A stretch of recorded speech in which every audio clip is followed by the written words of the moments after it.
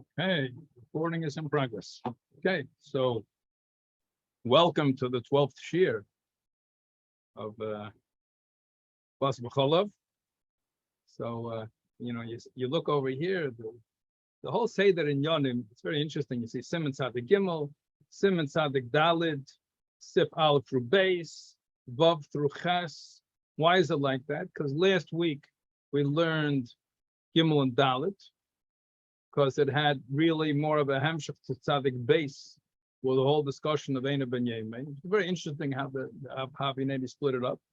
There's a shita here, but it's just to follow what's going on. You learn Shulchan Aruch Hala Seder, so it's to make sure you don't miss any sifim. You have to go back and learn them. So today we're finishing Tzadik Gimel. We're going to learn ourselves Aleph and Beis and Tzadik Dalid, the din of Kaf. We already have those two sifim, as I mentioned last week. Sif Hey, we're skipping until next week. And Vav through Ches is this week. And it's actually very interesting because it doesn't really match what's in your Chayveres. But it does make sense because the next Siman Tzadik Hey, is about Dogm Shola Bakaida, the din of not bar not. Nason tam, bar nason tam. So here we're talking about a keli having contact with food. There you're talking about a food having contact with a keli, which is having contact with a parva food, which is coming in contact with something else. So it's nason tam, bar nason tam, that it's two times removed.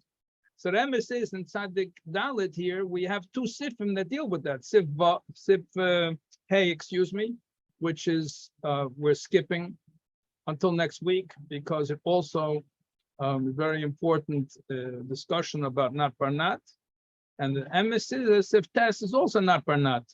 Punkt it's in this PowerPoint, but not really planning on learning it because it has to do, like I say, with the dinim of not barnat. So we have some unfinished business from last week regarding Tzadik Gimel. So in general, it's just chazer over what we learned in Tzadik Gimel. You'll hear me okay? Yeah? Okay. If there's a problem, let me know because I have some noise here in the background. So we had the basic difference between a Ben Yemen and a Ben Yemen. So it's only one sif in Siman Tzadik Gimel. It's a big arichas in Tur Beis Yosef, all different sorts of dayas which are being brought over there, but it condenses down to one sif and a very long Ramah. So the beginning part and the first part of the Ramah we learned last week, so we'll just chazer this over. So we'll have some sort of continuity. So if you have fleishka pot, you're not allowed to cook milk in a fleishka pot. Obvious. What's b'diyev in bishul ba b'tech meisleis, and if you cooked the milk in the fleishka pot within 24 hours of having cooked the meat, also b'nei tam. It's also b'nei tam. But Tzorach l'shar neged kol kedeta says that Ramah, you have to measure against the whole kedeta. You have to, and the whole kedeta.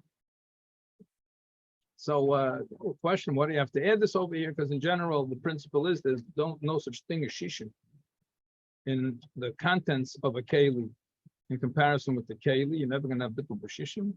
So, therefore, what do you have to be mashayir? It's usher anyway. Clearly, it's usher. You don't have 60 times more milk than you do pot, since that's the Shach brings down. This is exactly what the Ramah is telling you. Since you have to measure against the whole pot, so therefore you're not going to have shishim. For those who want to say, the Shach brings down that, and we mentioned before that there's such a thing as very small keli, very thin keli dak if it's very wide, and so on and so forth. Now I just want to mention, because it's been brought up in today's shir, that the tzorech l'shayar neged kol kedeta is not always. There are cases that you don't need to be mashayir neged kol kedeta. When you see in Tzadik Dalit, the whole discussion we're going to have soon about when you stick a spoon inside a pot, do you have to be mavatal the entire spoon? You have a fleishka spoon and you stick it into some boiling milk. Do you need shishim against the whole spoon or only against the part of the spoon that went into the liquid? This question was brought up last week. And so too, when we have a knife and you're cutting something, do you have to measure against the whole blade or only part of the blade? And we're going to have a discussion about that soon. But unless the sum of everything is, unless you have a specific reason, you have to measure against the entire cake. Okay, so that's if it's a benyema. But if there was 24 hours of delay between the time you cook the meat in the pot and the time you cook the milk in the pot, so then at it's called Neisen Tam Livgam. It does not taste, it does not have the power to aser anything, like we learned from the end of Masechta Aveda Zara. So l'chora, if it's Neisen Tam Livgam, so use the pot. So that's what we answered over there. The Gemara asked the question. The Gemara answered, Midrabanan, you're not allowed. So you cannot use it l'chatchila, because people will get confused between a ben yemei and a ben yemei. They're going to think it's okay, and therefore you can't use it. But notice that according to the Mechaber, he says you're not allowed to cook meat and you're not allowed to cook milk, but he doesn't mention cooking something par. And the Ramah says it but anything which is par is okay. Why is anything par okay? So the Gzeira, according to this Shita, and this is the Mechaber and the Ramah both say it, and Beikar I didn't tackle like that. So when do you have to be gazer? You have to be gazer that you have a fleshka pot, for example, let's say in a ben yemei, and you have and what's going to happen if you cook milk inside? So the milk's going to be mutter. This is there are very common mistakes that people make, and I'm just going to point out over here that this is one of them. When somebody mixes up something like this, so people automatically think the food goes in the garbage. The keli, maybe it's okay. Whereas the din is exactly the opposite. If the keli is ein ben yemei, so then what's the din? What's with the milk? No? Do I have the... Oh, I asked you questions, then I have my speakers off, so I can't hear you. Okay, yeah. What's with the milk? Butter. But you cooked with ein ben yemei. What's the din? What's with the milk? It's butter. Ein ben yemei fleish kapat. You cooked some milk inside. Oh, You could use the milk. Everybody's waiting for hot chocolate, and you made it in a fleish kapat. Fleish kapat. Everybody got fleish kapat. You made hot chocolate with milk. You boiled milk. What's the deal with the milk? No good.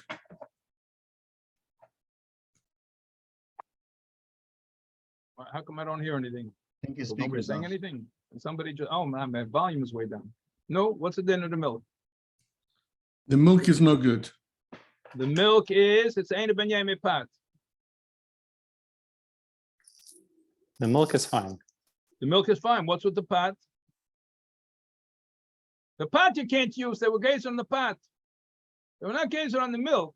So people think the pot, maybe it's okay. But the milk for sure goes in the garbage. So the din is punk farken. The milk is okay. It's nice and tam livgam. It absorbed taste of Bosor. Tam Bosor is nice and tam livgam. So you're not allowed to use it, but if it happened, it's nice and tam livgam. It doesn't have the power to answer it. But what's with the pot? The pot you can't use. It's Bosor b'cholif. I really now, so what kind of pot is that now? So fleshika pot or a milchika pot? Neither. Milchik. It's a milchika pot. You just cook milk in it. It's a ben yemei from milk. The problem is you have a ben yemei tam over there, Bosor, so that is also midrabanan. You're not allowed to use it. So you have to kasher the pot. You're not allowed to use the pot l'chatchila. Okay, so it ends up that the milk is mutter and the pot is also. Again, if they would use the pot, so then if you cook milk a second time in the pot, so then it would also be mutter. It still ain't a ben yemei. Okay, so that's the basic din over here. It said b'shar dvorim mutter. So the Shach brings down that the Ramah, we're not going to learn it today, but it's in Tzadik Dalid. The Ramah brings down that the minig is to be machmer, not to make parv in it also.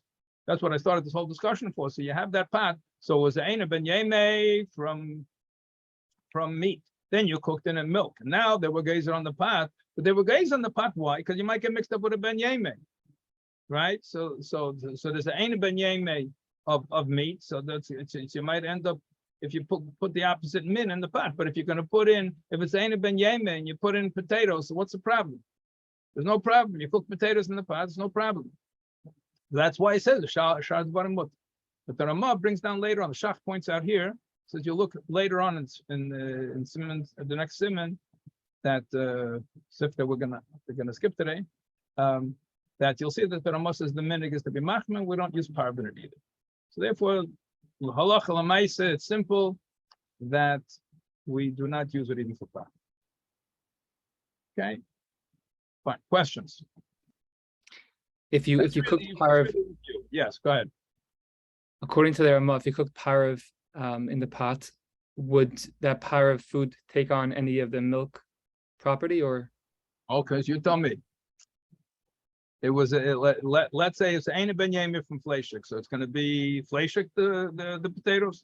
So not fleshik, midrais, it's not fleshik. Milchik, so it's a Ben Yemir, Ein Ben Yemir. Which case are you asking? Eine ben yeme. Ben yeme. If it's a Ben Yemir, no. So what's with the potatoes? I'm asking you. The milchik and potatoes. Completely milchik as any milk, and you have to wait. Oh, between? that's someone said, okay, wait. That's not Barnat. It's dog Mishala Bakaira. We'll get there. Good question. Got a whole seminar about it. So just to be clear, last week when we discussed about using the Kedera for Paris and nothing that's Lach, that was specifically when there is a Belia of Bosor B'cholav that were both Benyam. You're talking about cold now. When we're talking about using this pot, again, with the discussion we had before about something which is Osir Bahana, what is it called getting Hana from a pot? So it's not called getting Hana from the pot. You want to use it as a chair, you can use it as a chair. That's not what we mean that the pot is Osir Bahana. We're talking about getting Hana from the Blia of the pot. That's the taste of the pot. So that's why to put the case of using it for fruit, was talking about cold fruit, using it as a fruit bowl. Putting some cold grapes inside. That's not called getting Hana. The Yisra Hana does not include that because you're not getting Hana from the Blia. And as we went further, we see from the other Achreinim, including the Alter Rebbe, that even if there's Tam, it's still mutter. So if you want to use it for Rechitza, for example, the Alter Rebbe brings Hilchos Pesach, Sim Tov Nun, that you want to wash clothes in a chametz stick apart, it's mutter. The tam chametz is coming out into the water, but you're not getting hana from the tam. Your clothing doesn't wash better because there's tam chametz in the water. So you're not getting hana. You're not getting hana from the taste. And there's a whole discussion over there. It's a very fascinating taz, long taz. It talks about what happens if you cook something else in it. Maybe they'll get hana because the taste is going this way, and the taste is going that way. Maybe getting hana indirectly from the taste. In any case. But I'm saying, but that case was. We were talking about using cold fruit. But that was a different case. It was a case that the Belia was Bosor and Chalav that were both Benyamin. Okay. That's why he doesn't say over there that you could use it to cook Parav, because you can't. Because there, the Belia was Chalav that was Benyamin and Bosor that was Benyamin. So what are you asking? Whether you can put? I'm just clarifying that it's a different case, not just. Oh yeah. Okay. Good. Yeah. Okay. Fine. Okay, let's go further. Now, the whole long, the Arichas over here, we had a whole talk about Kisui Kedera. Had a whole long talk about Kisui Kedera, and we didn't mamish finish. We had some unfinished pieces over here, Maisa Kisui Kedera. So we said over here, did Kisui Kedera, Yesh Machmirim B'Kisui. There are those even Machman that want to say the Apal Pish ain't a Ben Yemei, then a Kilo Ben Yemei. Those who want to be machmer and say that the kisui kedera is even worse than the kedera. That even if it's a ben yemi, which you know like it's a ben yemi. Made it the grandma. I keep this minig. It's a minig, so I keep it. There's no reason behind it. See the keach minig. The Rama himself says it has no reasoning to it, and I still keep the minig. So keach minig. See the Rama says beferish. Has to point out to you, and that I keep it. But if you have any other sniff that you can put together to be lenient, examples, you need it for Shabbos, or it's a hefsid, it's like the rest of the any other case of a keli. If it's a ben yeme, it's mutter. However, try to come to grips with this, what there's a chumra b'lei tam, but the Mefarshim do bring time in. So the Rambam knows these timing. He quotes these timing. Dark Mesha. The Rambam quotes the timing. It's not that he doesn't know, but he rejects these timings. It doesn't make any sense. That those don't want to say that the zayah that comes and goes into the pot is more concentrated than the tam itself. And all the Mefarshim say here in the kedera itself, the food itself is touching the wall. So over here, the zayah which is coming into the top is even worse. Other reasons also which are rejected, but the reasoning of the Marshal is angenommen, is accepted,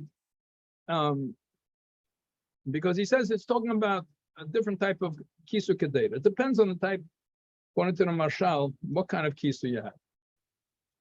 We're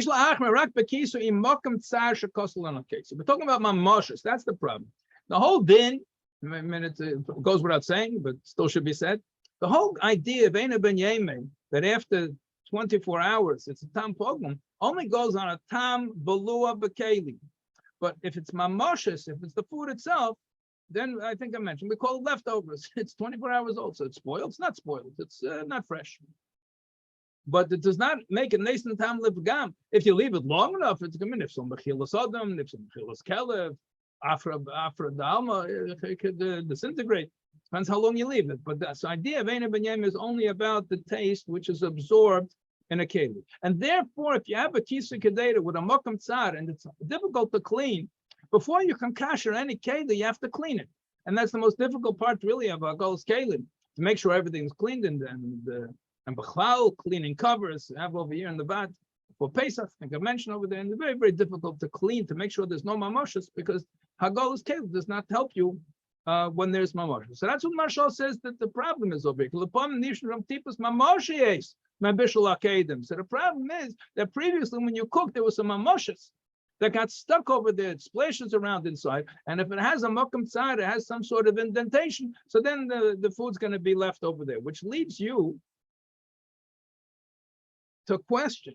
And since if you have such a kisa kederis, then we're talking machmir, not because it's a chumra b'lei tam if there's no mamoshes, because why should we be machmir ben yemei like the Ramah says? But the minig, the Marshal explains the minig is because it's Eina ben Yemei the tam of the kedera of the kisa kedera, but there's mamoshes there, and it doesn't matter if it's Eina ben Yemei if it's mamoshes. So therefore, sir chalav shehuna chalav michse b'sor she'eina ben Yemei im chelik tzad shedina ben Yemei. So what do you do if you have a shayla b'tosher kisui kedera? Okay, you let's say you have a milchika pot and you put on it a fleshika cover by mistake, and that fleshika cover has recesses in it that are difficult to cook, and it's a din of a ben yem. So then there's a minute to be machmir. But now, how are you machmir? You want to be machmir, so you need shishim. You need shishim against what? Keneged ma mashayrim shishim. So that is a machlekes shachas. The Taz. Here they made a nice little color over here, so he made a picture of a makom tzad. Whether that's what the Marshal is talking about or not, I don't know. But for the picture, it's great. So you see that little orange section over there it's a milka kapat, and you have a fleshika cover. So they made it blue, the whole cover, because Eina ben Yemei. The problem is you have a makom tzad, and we're worried that there's some mamashas over there. So says the Taz, if that's the place you're worried about, so you need shishim against that. You only need shishim against that place over there. I mean, you look at it, it's not full of bosor. If it was full of bosor, you would have cleaned it. But you don't know how much is in there. So against that whole place, that's sufficient. You need shishim against that place. You need shishim against that, in this picture over here, against the brown part. But the Shach says, no, it's shishim. You have to be mishayir against the entire kisa. Why is that?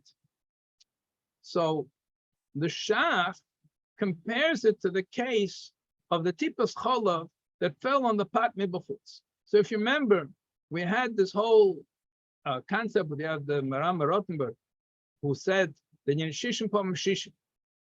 Now what happens? We don't know exactly how much it's spread out. So the tipa falls on it. So then the tipa is going to answer shishim, maximum shishim around it. When that's become Bosor b'cholav, it can answer another shishim. Anyway, a similar idea, the Shach mentions over here that what's going to happen over here? You had a milchik kapat, and then you put a fleshing cover on it. So then the milchiks are going to come up, and they're going to be drops or steam, whatever is going to come up. So the first drop comes. When the first drop hits the pot, what's going to happen? So just like the tip is chol mebachutz, answered until shishim, when it fell on the outside of the pot, the same thing is going to happen on the inside of the pot. It's not like the whole content, you're going to be mashai b'shishim. It's not like the entire pot suddenly jumps up and comes in contact with the kisu. You're going to have a little bit at first. So a little bit comes up. So it's going to answer with shishim. And that shishim goes to shishim. You need against the entire kisu. You need shishim against the entire kisu. And you're probably not going to have it. It's going to answer it all. Anyway, this many argue with this idea, and it's a whole long discussion. And Maisa is the Rav Poskim seem to hold like the Taz. That's why the Taz just turned yellow. That you only need Keneg and Makam Matzar, because anyway, the whole thing is Akshash. I mean, you cleaned it first. We're talking about when it's clean. If it's not clean, then you have another problem. But if it's something which was fleishing and it was clean, so we have Akshash. No, we have Akshash. So try to take care of it to the best extent possible and make sure that you don't have a problem. Questions?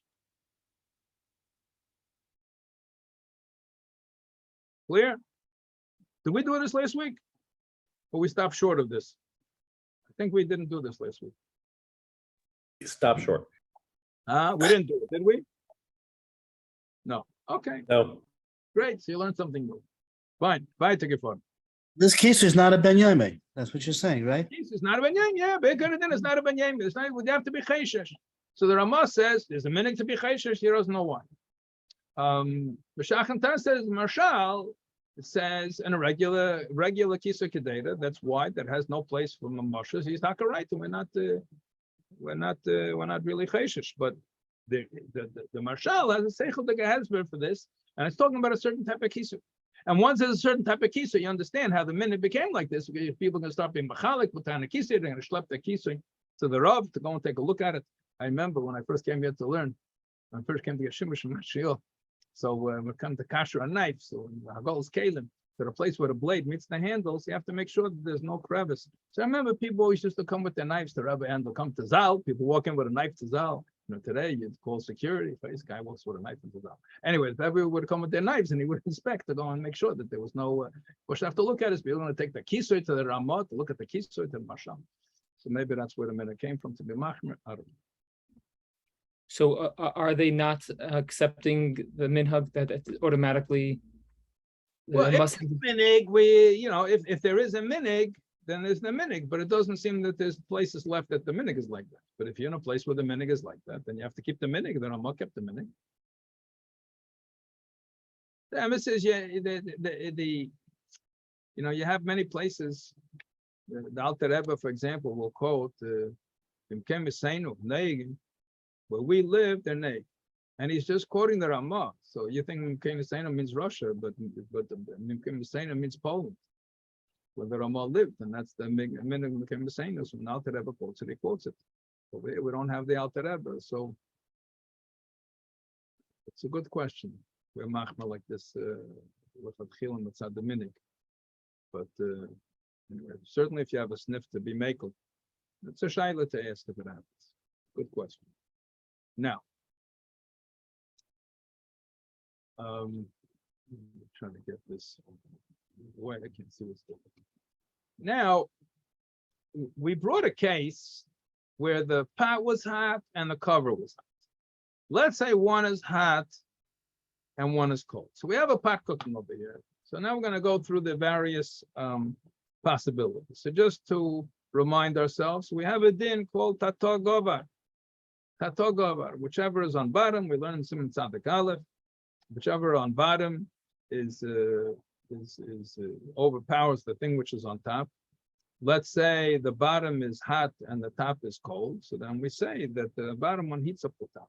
Let's say the top is hot and the bottom is cold. What's the din? A little review. No, it's not never. It's a little review. What's a din if you have, let's say, two foods? Here we're learning about kalim. Let's talk about two foods.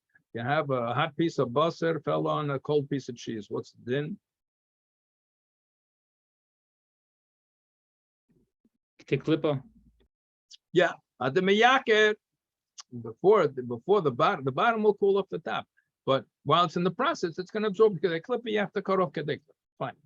So now what happens when there's kalim? So imasir seyach, So if the pot is hot, and not just hot, it's boiling. Hot is not really enough because you need boiling, you need some steam coming out that it's going to reach the kisui. So you have a hot pot with a kisui, and the shach says that if the kisui is dry, so then we're not really worried about anything. If it didn't even get, okay, we'll say that anyway. So if it's a reseif, so you can get a kisui. So again, tato gavar, we assume that the bottom heated up the top. Doesn't matter whether the top is hot or the top is cold. Tato gavar, and we need shishim keneged kisui, which you probably don't have, unless it's a very unusual sort of pot. But you need shishim against the kisui. Let's say the other way around. The bottom, the pot is cold, and the cover is hot. So in such a case, so learn first the shach. The shach says, if you picked up the cover and you see that it's wet, if it's dry, that means that the food inside didn't have the time to cook yet, so nothing happened. So then it's a dinner steak kedaris. You're not really worried. Two dry kalim touch each other, we're not worried. But if it's there long enough that there's moisture on the inside, hasir v'tav shel tzrichim klipa. So then you're gonna have to take kedei klipa from the pot. You're gonna have to take kedei klipa from the tafshel. Everything that's gonna need kedei klipa. The Ramah is not worried about this. The Ramah is be'ikar adin, not worried about it. The shach does not agree with him. The Ramah says this whole thing is achshash, and it's only a little bit. Many different times explains, and he says really everything is mutter. Take klipa from the tafshel, and if you can't, no, then it's still okay. Well, you have to take klipa, but everything is okay. And the shach says no, it's a regular case. And really, the shaila is how it is. You look at zeya. Is it something which is meya or vaitik echshash, and it's a mashahu, and it's not really so much of a metzias, or is it something which is the din of zeya, like we had previously with the machvas in the end of some tzaddik base? So the shach is concerned about it, and over here, so since the pot is cold, okay. The michse is hot. So how did you end up with steam over here? Evidently, the steam from the cover had enough of an effect on the liquid inside the pot that it made moisture came out. It sped up the evaporation, and therefore the moisture inside means that there was an interaction, and therefore, even though the pot is cold, but nevertheless, the pot and the tafshel need klipa. If it's yatzaled this way, so then the cover you're gonna have to kash it. The cover was hot, so when it absorbed tam cholov, and it was hot, so then you have a problem with the cover. But as far as the seer and the tafshel, you only have to take a day for. Now, ima sir bakisuk saying, and if they were both cold. And they were both cold and they touch each other. So just like we learned Sadik Aleph, and we learned later on the dinner steak kedaris, even if they were hot and they're dry, says the taste cannot go from kedera to kedera without reitiv. So if there's no moisture in between, even if you have two hot kalim, you have a hot fleishik cover and you have a hot milcha kapat. Okay, if it would be empty, lamashal, a hot empty milcha kapat with nothing inside, and you put the cover on top, it's the dinner steak kedaris. Steak kedaris we learned before by machves. We mentioned over there that Ramah said that if the machves was the milchika keli underneath, and then there was a fleshka one on top, then we said the steam comes out and asers the one that's above. But if the milchika one on the bottom was covered, so the Ramah said that everything's mutter kedin steak kedaris. So that is another case where you can have the dinner steak kedaris. Good. Questions? What exactly are we worried about with if the pot is cold and the cover is hot? If you see that it's well, again, what do we say the din is b'chlal? Mitzad tato govar. And you have the elyon is hot and the bottom is cold, and what do we say? We say you need klipa. Right, but you need klipa from Not from the tafshil, you need klipa from the steam. Because the tafshil is not touching the pot. Since the steam is connecting the cover with the tafshil, By the time it goes back to the tafshil, it's not hot anymore. so the dion be'emes, I didn't want to really go into it, but it's the kadai to learn the shach and Ramah inside. They're being done whether what happens when the tipa, according to the shach, really it's a little different than I said. I tried to take a shortcut, but I see you caught me on it, so I have to explain. Okay, sure. So the shach explains that what happens, you're going to have this, it's cold inside, and then you have this hot cover, and then it causes some steaming, and then it's going to hit the cover. What's going to happen? Well, where it's going to condense, and that tipa is going to fall back down into the pot. Now, what is the status? That tipa was heated up by a cleration. What is the status when that falls back into the pot? He wants to say it's a yirik cleration. Has the status of yirik cleration because you're pouring from something hot, and that's a cleration. Yeah, it's a cleration. Shehusa me'al eish, but it still has the din of a cleration. Okay, that's the cover became hot. And starting with a cleration. So then you have the tipa that went into the cover, and then it condenses and it falls back into the kedera. So that has a din of yirik cleration, asks kedei klipa. And the Ramah is not worried about this happening. No, to be machmer, l'chatchila take kedei klipa. But really, he thinks this idea is far-fetched. The Ramah and the Shach says no. Once you see it's hot enough, it caused the whole thing to become wet. So it's having a pool. It's not only a chumrah. We have to assume that something fell inside and it messed everything up. Okay, Loma Gavati. So this is the Tzad Gimel. I don't know, it doesn't have the whole Ramah. Doesn't have the Ramah inside, but anyway, Langa, Ramah. We read part of it last week, but okay, we're going on now. So Simon, Sadik, Dalit, Sif, Al. So we have many fundamental concepts that we have to cover here. And you see on top, it says Cham, Miktsose, Cham, Pula. There's a discussion in Gemara Pesachim. So it says, and just by the way, many of these dinim you learn about Sochal Tarubas, that since we learn Rambam, so we get a head start over most other people that are learning because it's bringing cases from different places. And we learned Hilchos Korban Pesach, and we learned Hilchos Trumas, and we know all of these things. So we're going to have some dinim that come from the Sefta Truma, and different things that we're familiar with from other places. So we know that when you roast the Korban Pesach, it has to be tzliyesh, the entire animal at once, and you stick through a spit, from the back of the animal all the way out through the mouth of the animal, and then you put it over the fire, it's liyesh. Fine. And you're not allowed to do bishul on it. So we use, for a spit, a piece of wood. Well, discussion, what kind of wood? But we use wood. Why don't we use metal? So the problem with metal is that although only the two ends of the shput are exposed to the fire, and the part of the metal that would be inside the animal is not exposed to the fire, but nevertheless, that since metal conducts heat very well, much more than wood conducts heat, so therefore, once the end of it becomes hot, a little bit becomes hot, so the whole thing becomes hot inside, and what happens is the inside of the Korban Pesach was cooked not through tzliyesh. It was cooked through bishul because of the tuldas ha'esh from the hot metal on the inside, which is cooking this animal from the inside. So that's what the Gemara says over there. So you have Rabbeinu Peretz, who applies this din to Bosor B'cholav, Shari Surim, and it's a big machlekes how it is, whether it applies, and how does it apply. So the principle chamik also cham kula, everybody agrees. The only shaila is where it applies. There are those that want to say it only applies to kachim, but nothing to do with these surim. It's in kachim.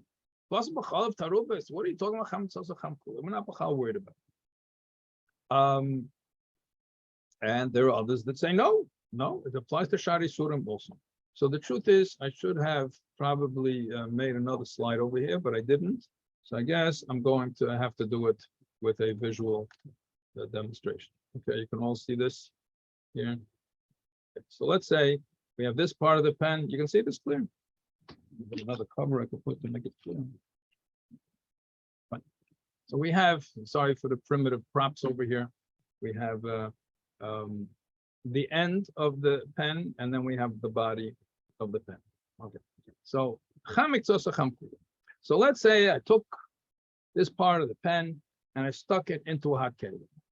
So let's say half of it's inside and half of it's outside. Okay. Let's say I had a parva spoon and I stuck it in some chazer soup. Take chazer first. It's the Bosor for a second. I have chazer soup.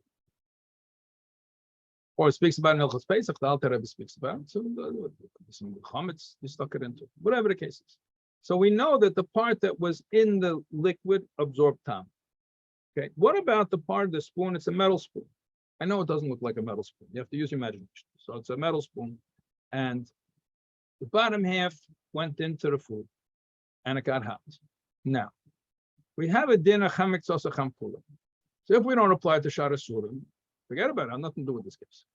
But according to those that say, yeah, it applies to the kashrus. So now, what does it mean chametz also chamkula? Does it mean, let's say, you have this sitting in even some hot water, okay? And then a drop of milk falls on your parva spoon over here. What's the status of the spoon? Is this spoon called a kledishin? Let's say it's sitting in a kledishin, okay? But this part is not in the kledishin. So you can say chametz ozacham kula. It just means the heat goes from here to here. The taste doesn't go from here to here. You could say, and there's an opinion like that. The taste does not go there. Chametz ozacham kula does not apply to taste. That's the opinion of the Shach. And then it says that's the opinion of Machaber Ramah. Chametz ozacham kula applies either just to karbonis or it only applies to heat and it doesn't apply to tam. So therefore, the top of the spoon that didn't go inside, even though we have a principle tam chametz ozacham kula, the b'chal taste didn't go over to there. That's one opinion. But we have another opinion. And this one opinion splits into two opinions. We have an opinion that disagrees and says chametz ozacham kula, that when the heat goes there, it takes the tam with it. It takes the tam with it. So therefore, what would happen, for example, somebody took, let's say, Alter Rebbe speaks in about chametz there, Siman Tov Nun Aleph, and somebody took the handle of the keli and he put it in. The Alter Rebbe was talking over there about a frying pan, and somebody kashed the frying pan. We'll leave the kashing out of it. But what's with the handle? Somebody took the handle, and it's a chametz stick pot, and somebody took the handle and he stuck it into some pieces of the soup. What's the din of the soup? So according to the Shach that says that the tam doesn't go anywhere, what's the din? What's with the pieces of the soup? You can eat a pesach. Yes. No problem. No problem. I chametz ozacham kula, but it got hot. But the taste didn't go with it according to Shach. But according to the other opinions, we'll take the Magen Avraham, for example, in Hilchos Pesach. He says the tam does go there to the rest of the pot. Okay, that's a machlekes. There's a second machlekes within that opinion, and that's as follows. How'd go? Let's say now you have a frying pan. Really, I should go get a frying pan, but I'll do it without the frying pan. You guys can visualize the frying pan. So you have a frying pan. So here's the handle of the frying pan, and here's the frying pan. Okay. So now the person kashed the frying pan.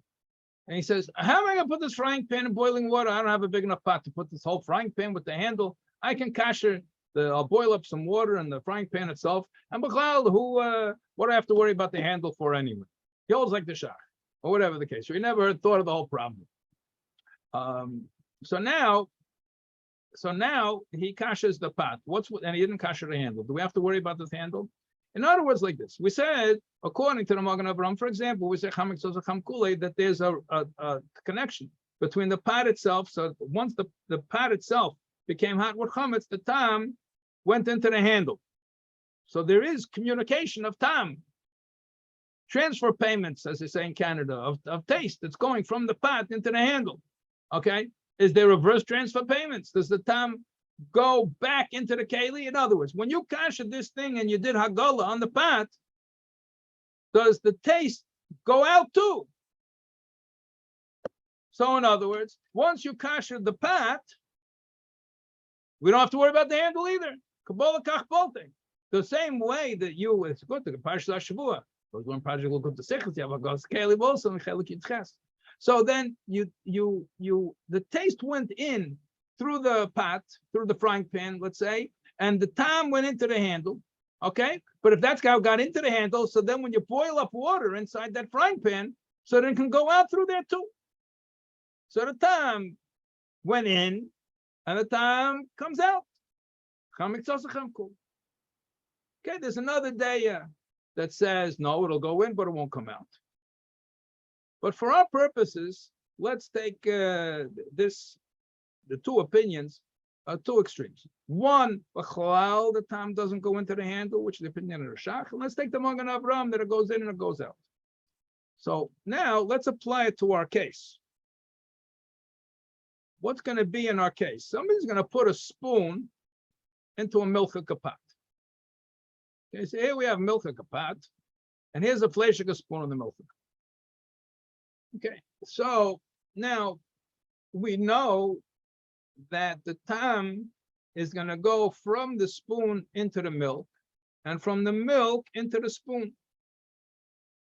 Okay, that we know. So the bottom part of this spoon is in serious trouble. The spoon for sure is in serious trouble because the spoon doesn't have shishim times the milk, that's for sure. Does the milk have shishim against the spoon? So it depends. What do we have to measure against? Do we only have to measure against the part that went into the pot, and we don't have to worry about the top part of the spoon? Or do we have to worry about the whole spoon? So, according to the opinion that says that when chametz osacham kule, that the bottom part went in, so then it pulls out the tam from the top, you're going to have to measure against the whole spoon. But if you don't say like that, and you say like the Shach, so all we have to worry about is the part that went in. We don't have to worry about the rest of the spoon. And that's a machlekes. So keneged ma yesh l'shar shishim b'kaf matchis. So if it's a wooden spoon, truth is in the picture looks like a wooden spoon. Okay, not going to hold it against the artist. So if it's a wooden spoon, we don't say chametz osacham. But if it's a metal spoon, what do you have to measure against? You have to measure against the part that went in, or do you have to measure against the whole spoon? When we've been saying the whole time, you have to be mashayir, connect kollegat data, you have to be so we had discussed a few times, and discussed many times, shachatas, rabbas, b'chalav, and tarubas, that when you have a keli, and let's say the keli is, I don't know, 500 milliliters in volume.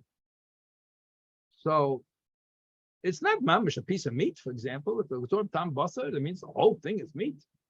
So if the meat fell into a pot, so then you have to measure against the whole 500 milliliters. Okay, and if it's a spoon which is 500 milliliters fell into the pot, you have to measure it like it's a piece of meat.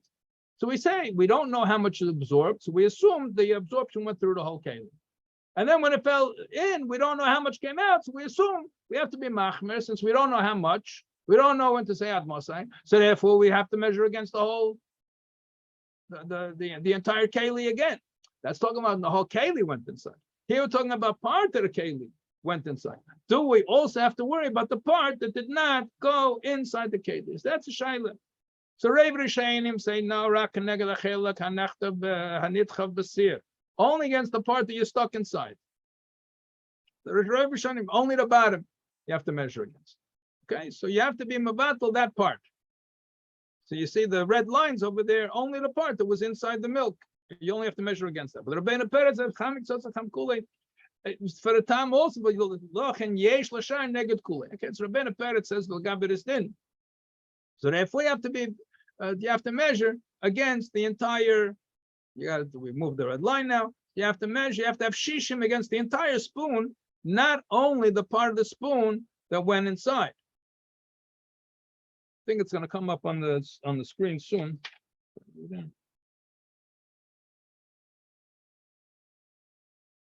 Mentioned it. I think it comes up in the slide later. But the Marshal says, what do you do if you're not sure? We have a cloud that called over lo ramya Allah be'insha, that if a person was not paying attention, so then they're not trusted to say that something happened. We just had Rambam, Milchus Kiddush Chaydish, somebody saw the moon, and they weren't intending to give edus that they saw the moon. This time they were walking, they saw the moon. Such a person can't give edus. He wasn't intending to testify, so he doesn't really know for sure exactly what happened over there. So he can't give edus. So then the person put a spoon inside the pot. He probably didn't realize it was a fleishka spoon, otherwise he wouldn't have done it. So then somebody says, hey, it says fleishka spoon.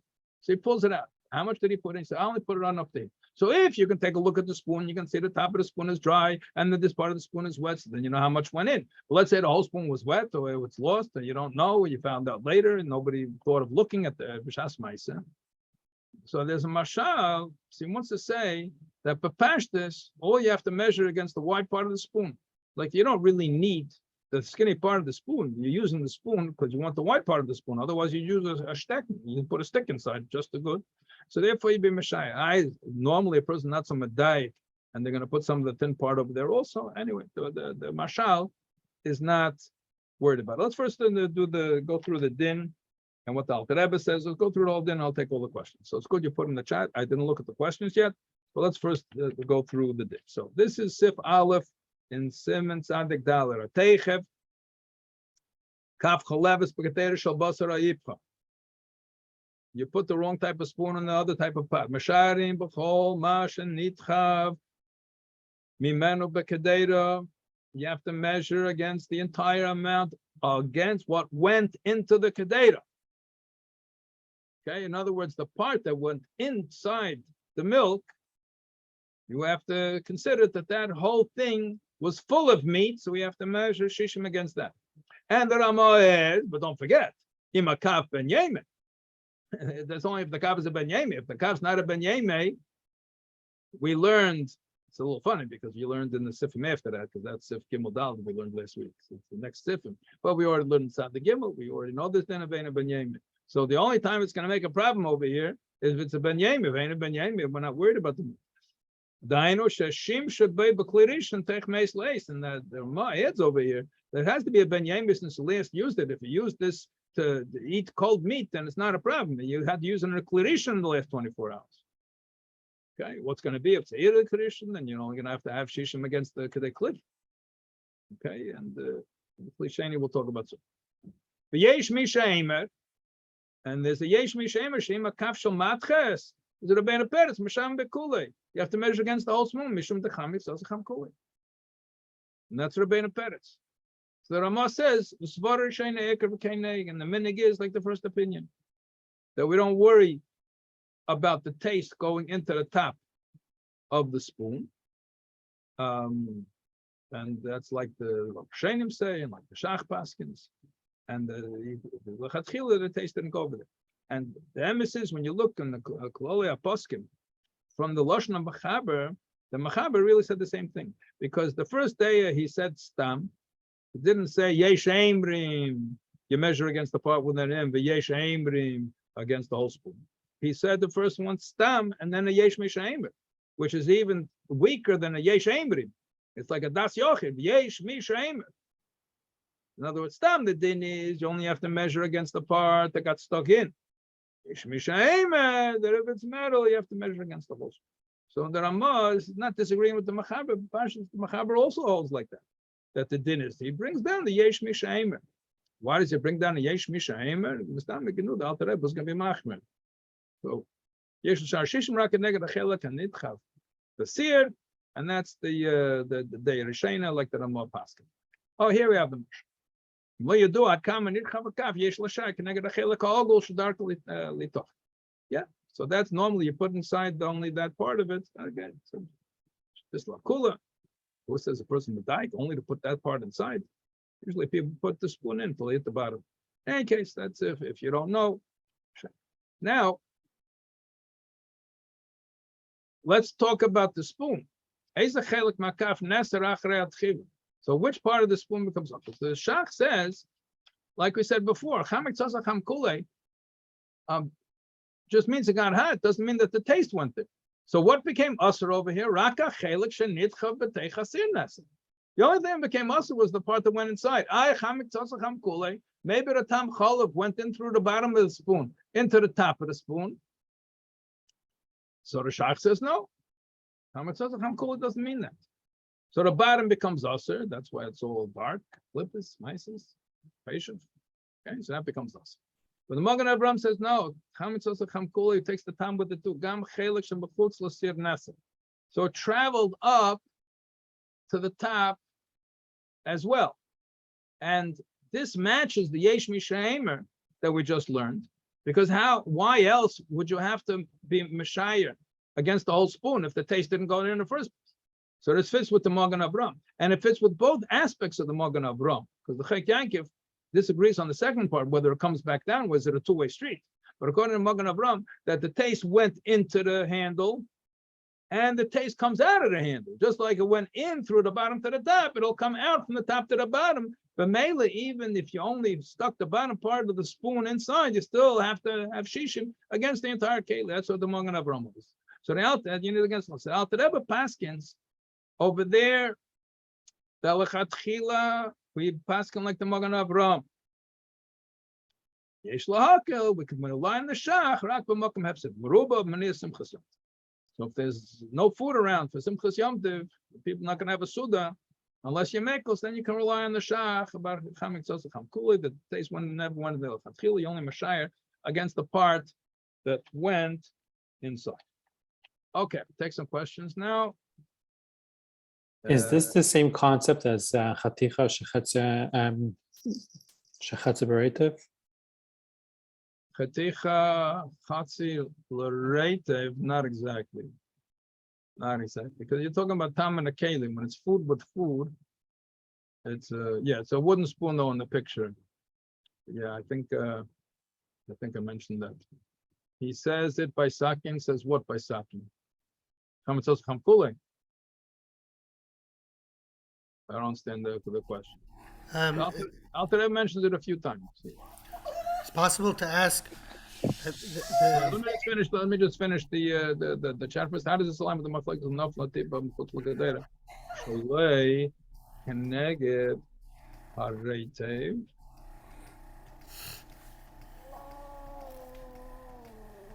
I don't see the connection. The two separate machleks. I don't see a kasher. Would it be an issue of Zaya? Okay, that might be an issue of Zaya. Yeah, it could be an issue of Zaya, that if it was there long enough that it became, you see, liquid or steam on the outside, maybe it answered it that way. But that's, again, you're asking Mitzad B'diyevet. Over here, L'chatchila, even without the Zaya, we're answering the whole spoon. The Alter Rebbe is making only have some merub and some plus yom tov. Otherwise, he's passing like the Magen Avraham. So went in.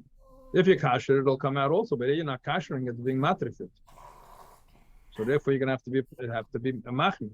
So I hope everybody understands. So that means that in the previous case, when we're talking about over here also, the Alter Rebbe is not talking about this case precisely, but the tam is because of Rabbeinu Peretz.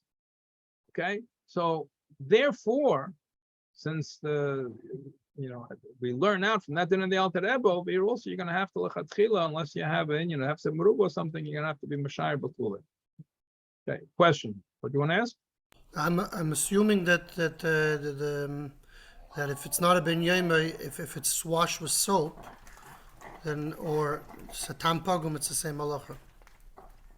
Not necessarily. Not necessarily at all. And I'll just give you this is a utilizing soap to make a dover pogum is b'chlal questionable, even when you're talking about, we're going to have later on about when you're washing kelim, and that's really where it becomes relevant. So I'd like to leave the main part of the discussion over there for Simon Tzadikei. where it's discussed beferish, because that's a very common question. People getting things mixed up in the sink and the fleshik, and they have some help in the kitchen, and the person mixes up the fleshik and the milk. So we'll talk about it over there. But as far as this din, you want to talk about the tam. You have a fleshik spoon, and it's a ben yamin, and because you washed it, you want to call it a tam pogum because you washed it with soap. So first of all, you're gonna have to make sure that the water is yatz ledis, because the soap is otherwise just a davar chitzeni. It's cleaning the surface of the spoon, but the taste not being pagum the taste inside the spoon. It's just cleaning the schmutz from the outside of the spoon. And even if it comes yatz ledis, what kind of heat is coming out of your sink when you washed it? Klirishin, klisheni, what is it? I don't have. You have hot water coming out of your sink, even if It's an irrecreation. normally, there are a lot of the heintika poskim that make on say if somebody's washing dishes in the sink, it can't be that hot. If they so hot they have to wear gloves. It's different, but normally, who says that's that it's so hot anyway? But let's say it's yatzalet display that's coming out over there. But what is it? It's an irrecreation. It's a klisheni. What is it? I don't know. It depends on the one sake. I'm asking if that's a possibility. No, it doesn't depend. It's always an irrecreation. A normal house, it's an irrecreation because you have a boiler.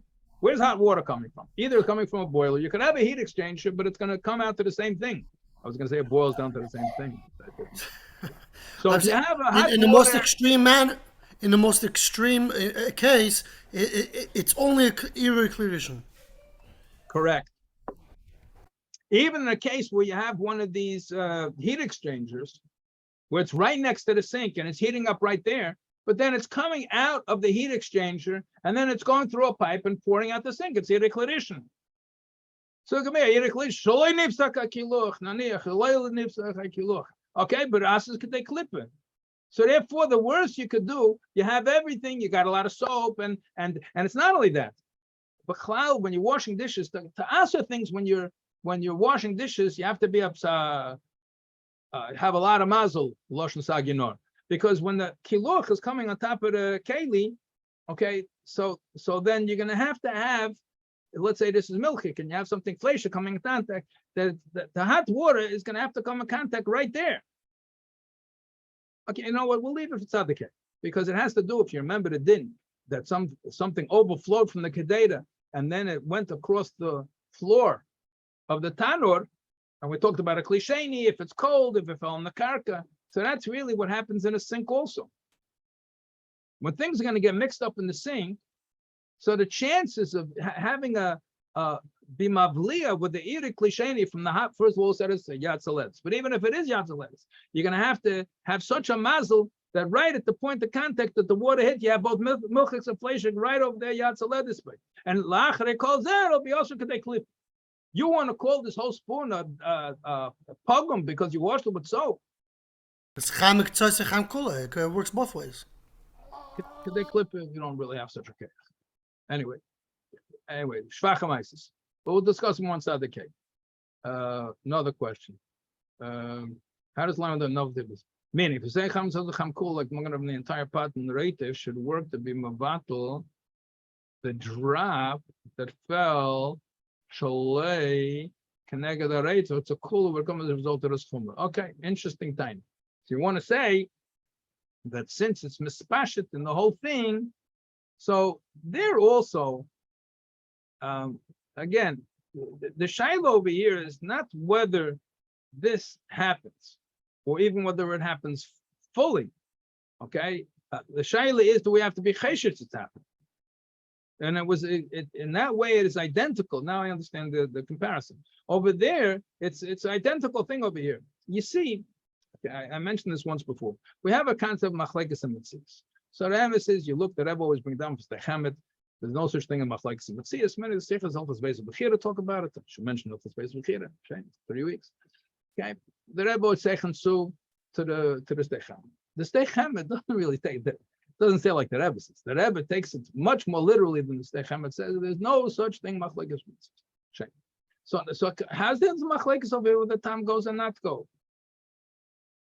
So again, I never saw in a sefer, but most cases like this, I think I was masber in one of the earlier shiur. If a pashtus, what happens is that some of the time goes in. And the shaila is, how do we look at halachically this amount of time? Yechosh, nachosh. And everybody, you could say that the Shach and the Magen Avraham both agree that some time goes in. The shaila is a halachic shaila. How important is that time? What is the status of that time? But over here also, just like over there, we can't use the rest of the time to be mavatul because it's a suffix. Over here also, we can't use the rest of the time to be mavatul. So it's a very interesting point you're bringing, but I think it's the same thing. Chat, what you just told we're going to have this one is the typo in the book. There are a lot of typos all over the place. All over the place there are typos. And if somebody could put together all the typos in the book and just, by the way, I don't know, you're just being polite, but if you look at the top of the screen, over here we have a sorry. Oh no, this one is okay. We're soon going to have one that's backwards. Okay, but this one is right. I'm sorry. So, we're going to soon have a mistake there also. Okay. What is the halacha of a pile? We pass like the Alter Rebbe. And we pass like the Alter Rebbe. We're making like the shah. Is that correct? We're machmer unless it's have some rubim and some chazim. We're machmer. So we're machmer like the marshal.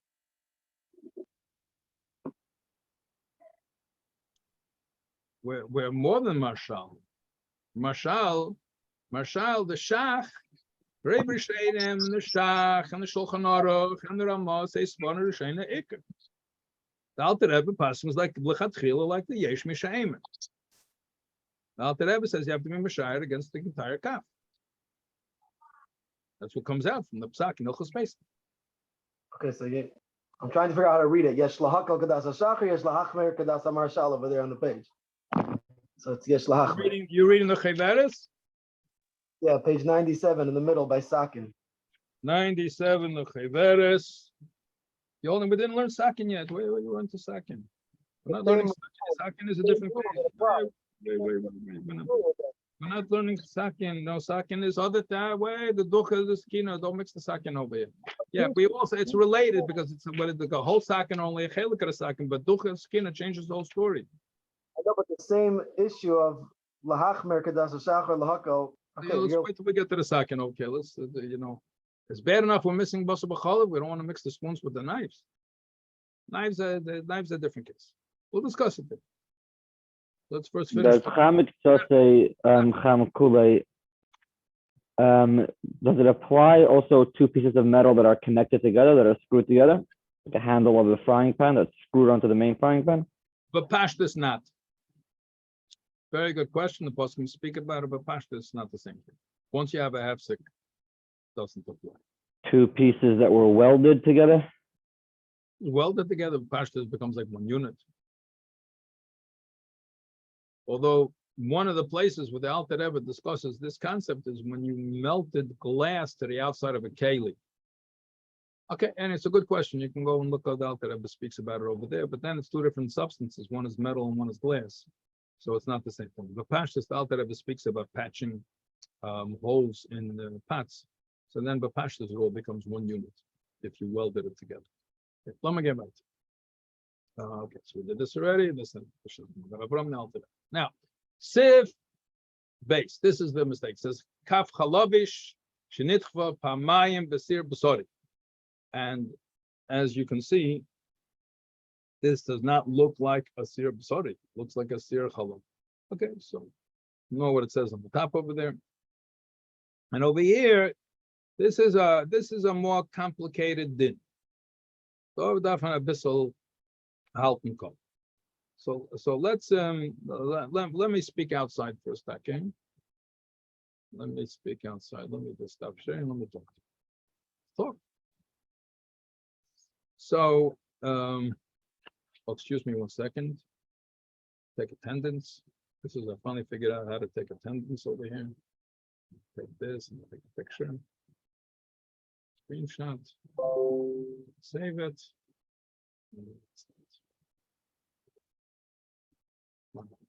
Thank you for your cooperation.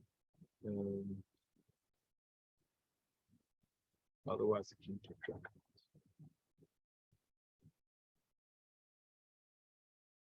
Okay.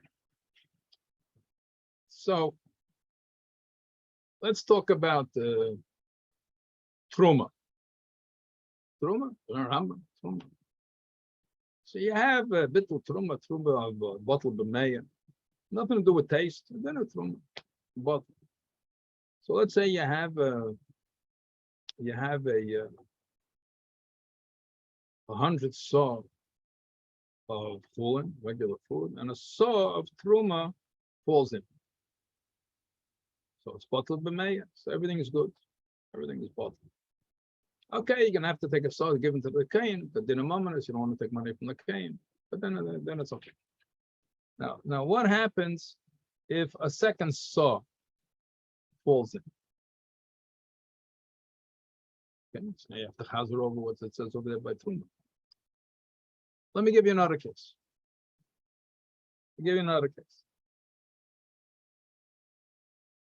I'll come to the chat later.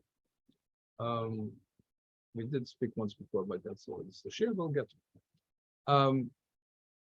Let's say you have 60 ounces of chicken soup, and 1 ounce of milk falls in. What's the din? It's kosher. There's a bottle of shishim. You have shishim against the milk. It fell into didn't fall into a chetich on top and near a kisi. You don't have to worry about the whole thing. It was a liquid. It fell into the soup. It's lach balach. The whole thing got mixed up. It's bottle b'shishim.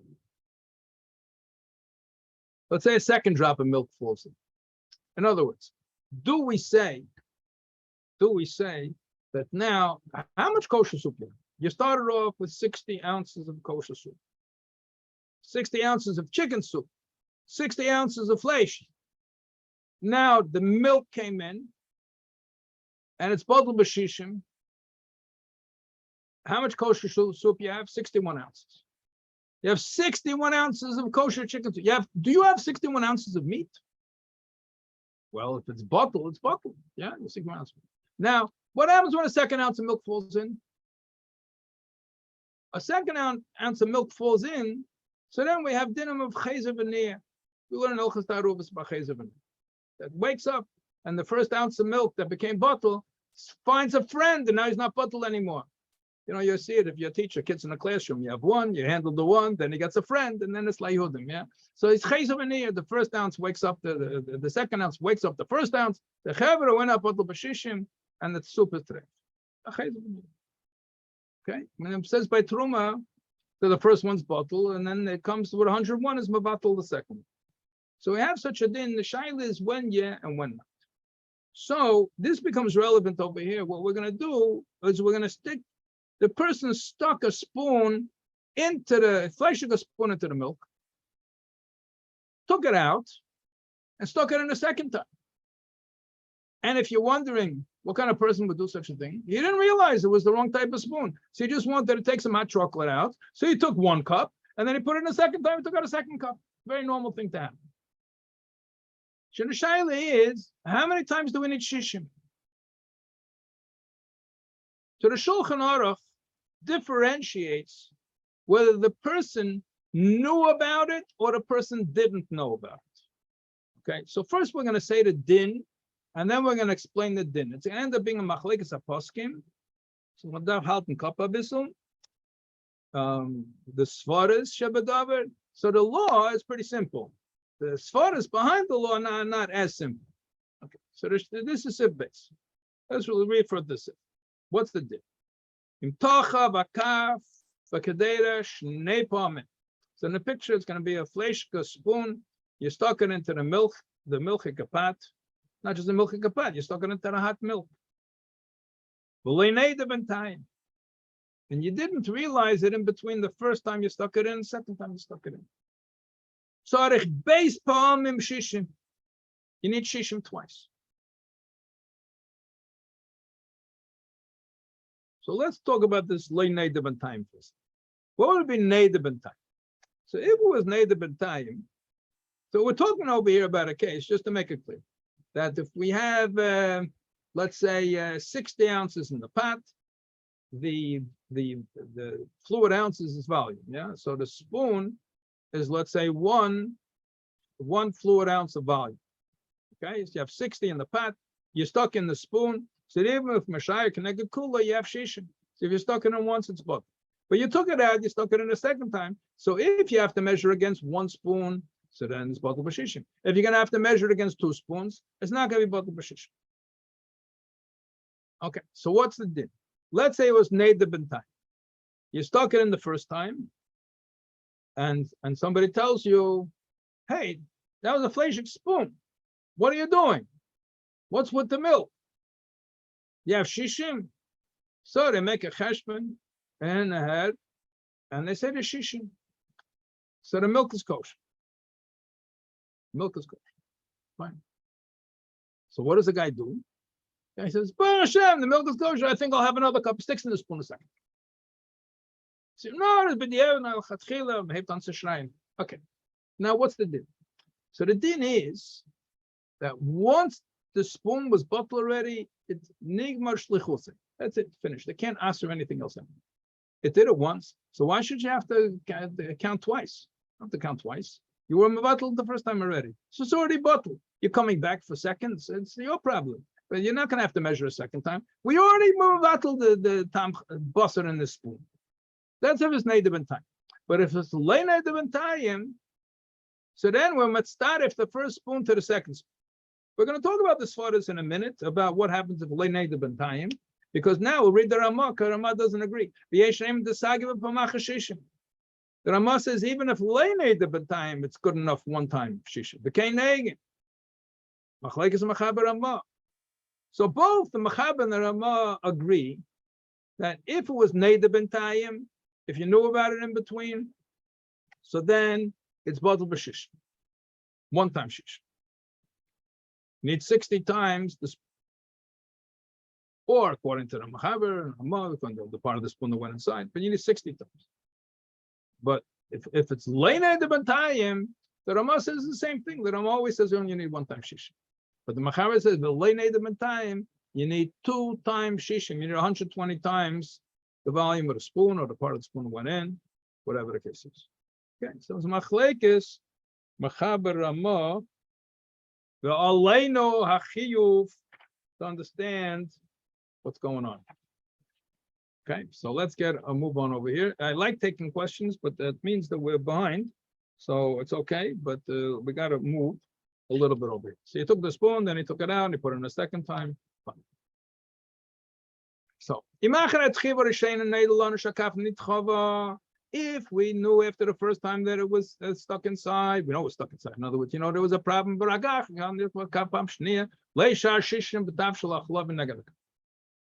we measure 1 time shishim, good enough. But if you didn't realize the mistake until after the second time it was stuck inside, so now we have machlekes Machaber Ramah. That's a Shulchan Aruch. Then you need 2 shishim. You need 1 time shishim. 120 times. That's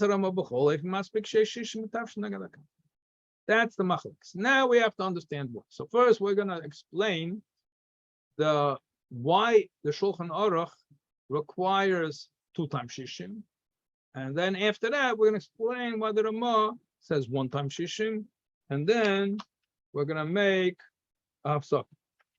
Okay, first the Shulchan Aruch. So the thing is like, what happens?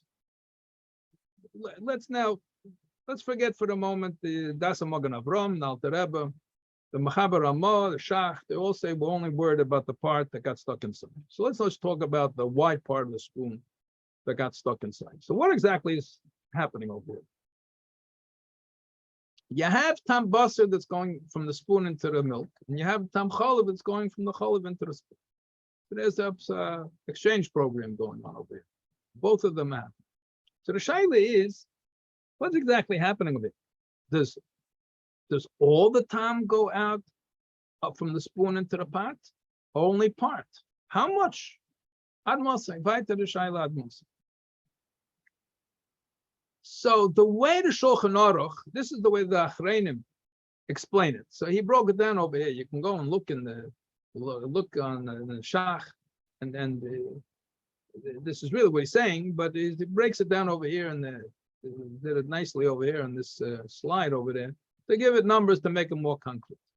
So the first thing that happens, let's say we don't know exactly how much. We have to be machmir. We're dealing with the nissa d'oraisa over here. So we don't know exactly what happens. So let's describe the following scenario. 98% mitama bosor shabakaf yetz l'tav shalachul. Okay, so we still 98% of the bosor got emptied out into the chol. Okay, so what are we left with in the spoon? There's 2% of the original tam bosor that's in. Because remember, we always measure against the entire amount.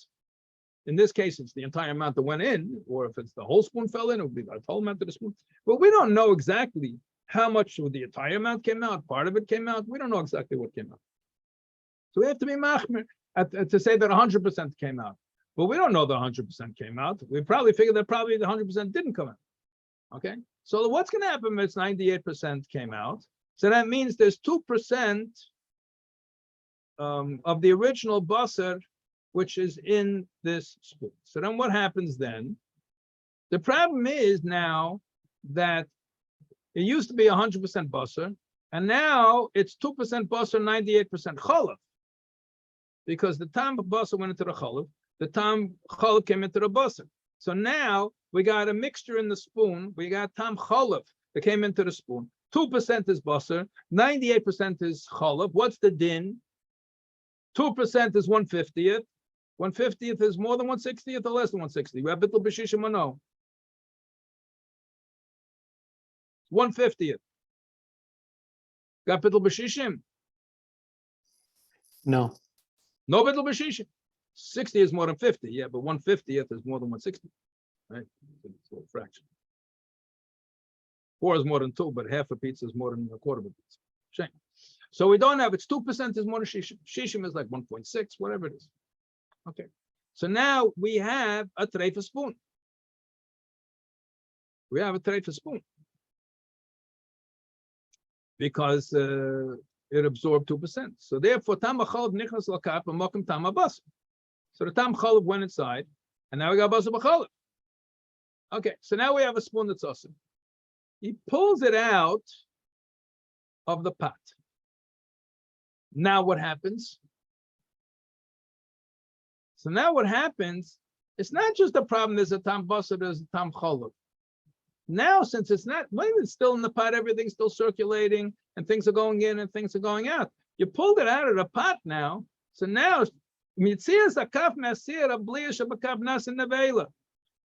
not a shayla that there's basar or there's chalav. Now it's basar b'chalav.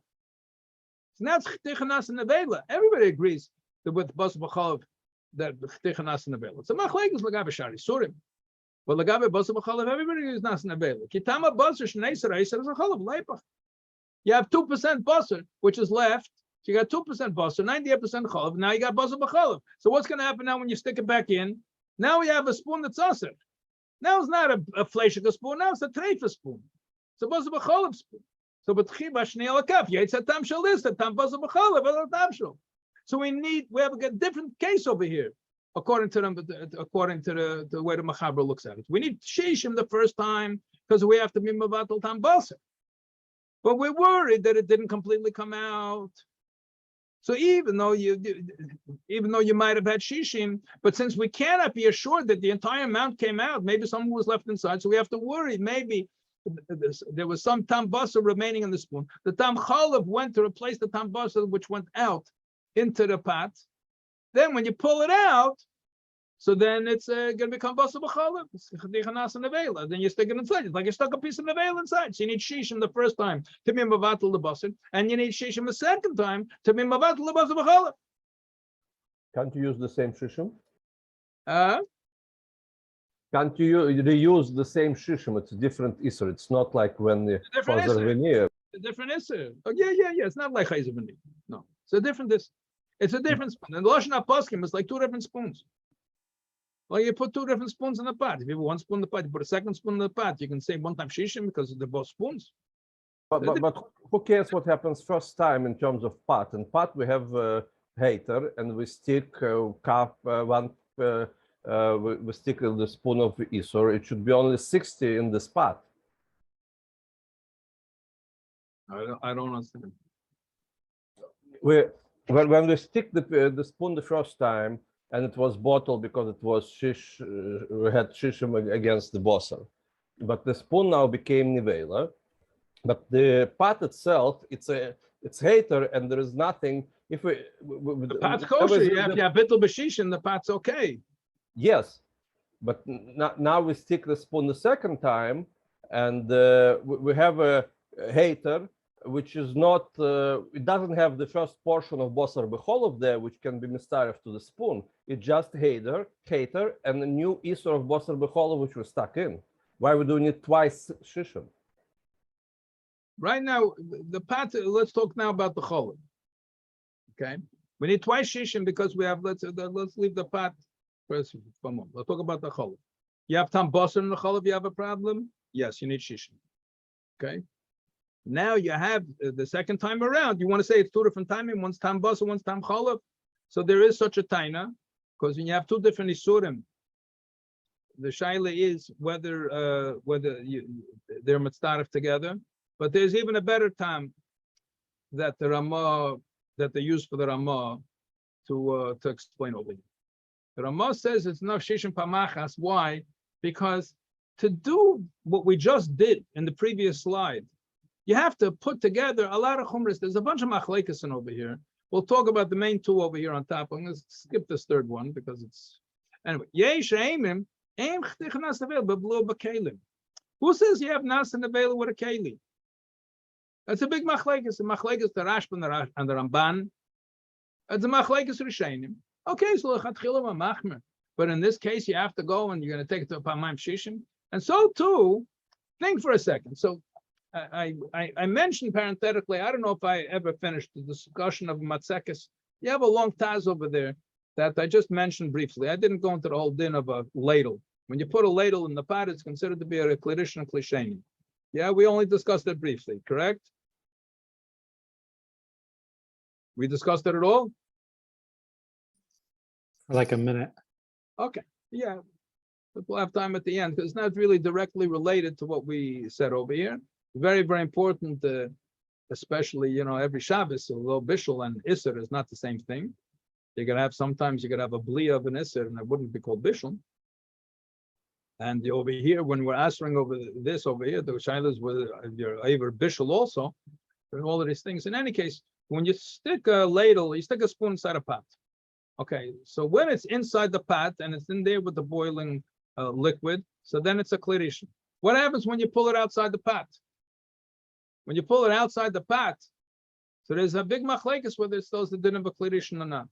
So now the Taz brings down a marshal that we can still say that it still has the din of a din of a klirishin. Other ones say it has din of a klisheni. Anyway, whole discussion. What is the Alter Rebbe hold? The Kuntrasach and Reish Nun Gimel, and the Maisa with the Tzemach Tzedek. How do you learn Tzemach Tzedek? A whole big long discussion. But it's very, very clear that this is a big machlekes. Now you want to say that once the spoon came out of the pot, it's like you cook Bosor. It's like it's a klirishin. Who says like a klirishin? Yeshem akafshi yotzim atavshel ein mugder. It's a klirishin. You have many opinions like that. You can even say Rav Deis hold like that. Now Rav Deis certainly hold like that when it comes to Bishul. Many Rabbani Anash, Rabbi Handel, Rabbi Zikshveil, they were also machmer. Okay, but it seems clear if you would just stick in the spoon once and take it out, then it certainly doesn't have the din of a klirishin. And what case are we talking about over here? You stuck it in once and you took it out. Now we don't know how long you left it inside the pot the first time, but that is clear in Tzemach Tzedek. Anyway, it's not just Tzemach Tzedek. The Taz, a long Taz, which brings down all different opinions over there, and all the Sheinim Achreinim, much written on it.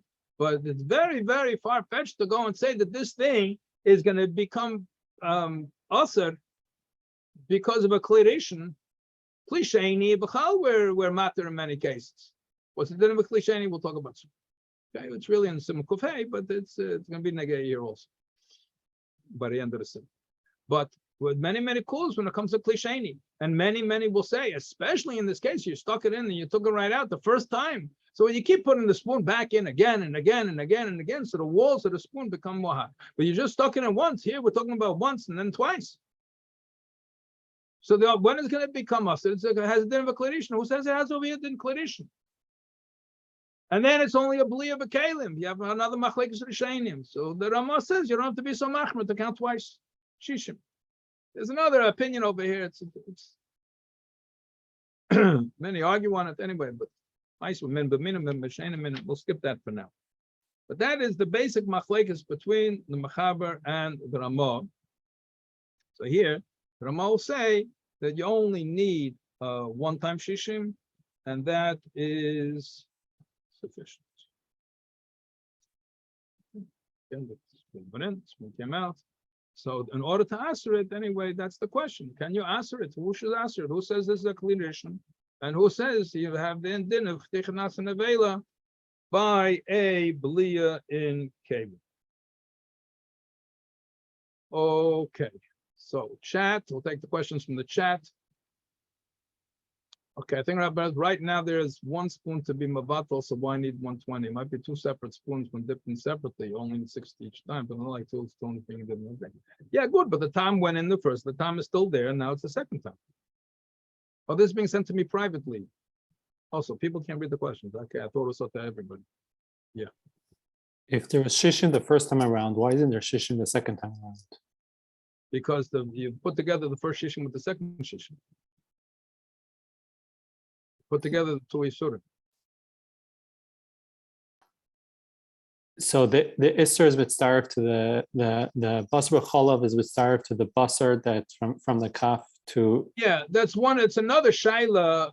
That's another shaila that's brought l'churas two different timim.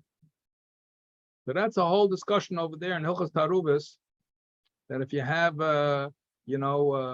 one less than a 60th of chazer and less than a 60th of camel, something like that. So then you have more than a 60th of Isser, or they're mistarif together, or you say the camel joins together with the heter to be mevatel chazer, and the chazer joins together with the heter to be mevatel the camel. Okay, this is different because even though Bosor b'cholav is not the same Isser as Bosor, it's a completely different shame. Bosor is not even an Isser, but since the Bosor and the Bosor b'cholav do have that relationship, those want to say and put it together b'mitzvah. Take the other question over here. I say it's a direct message. Nobody else saw it. Yatzaledis, if it's only a bit hotter than your mouth, also with the temperature of the water, or in water needs to be hotter. No, somebody asking about the question was sent about Yatzaledis. The measurements I gave in previous shurim that it's not so hot, that it's 40 degrees Celsius, whatever the case is, that that's l'chumra. We're not going to say that l'kula. We have certain times that Yatzaledis is used the upper range as the chumrah. Yeah, but the same din would be with the water coming out of the tap, and that's why it's not so pashut. But again, this is a big chumrah, and especially we use it when it's coming to Hilchos Shabbos and things like that. When it comes to Isser, okay, you have big when the kashrus agencies talk about what is Yatzaledis, but you have to be machmir. You have major differences between the kashrus agencies, what they're going to call it. And even the ones that are saved, they'll use 40 Celsius as which is like the most machmir de kashir. It's not always like this. Okay, we're going to take a break over here, 10-minute break. 8:31, we'll come back at 8:41. Question over here, I don't understand why the cholov, which is in the parkim b'shishim against the second time you stick the part since the cholov stayed mutter the first time around, so wanted the second time around, and what's the difference if you know it? See it 6 times with this question not to know. Okay, I would suggest first maybe listen to the shiur over. We spoke about it, and I thought it's a difficult concept to be masig. That's why I gave the hagdom about different cases that the knowledge that something already fell in. You see that from the law of Truma, that it's mechalik between the first case and the second case. But either send to me privately, maybe I think at this point we have to go further.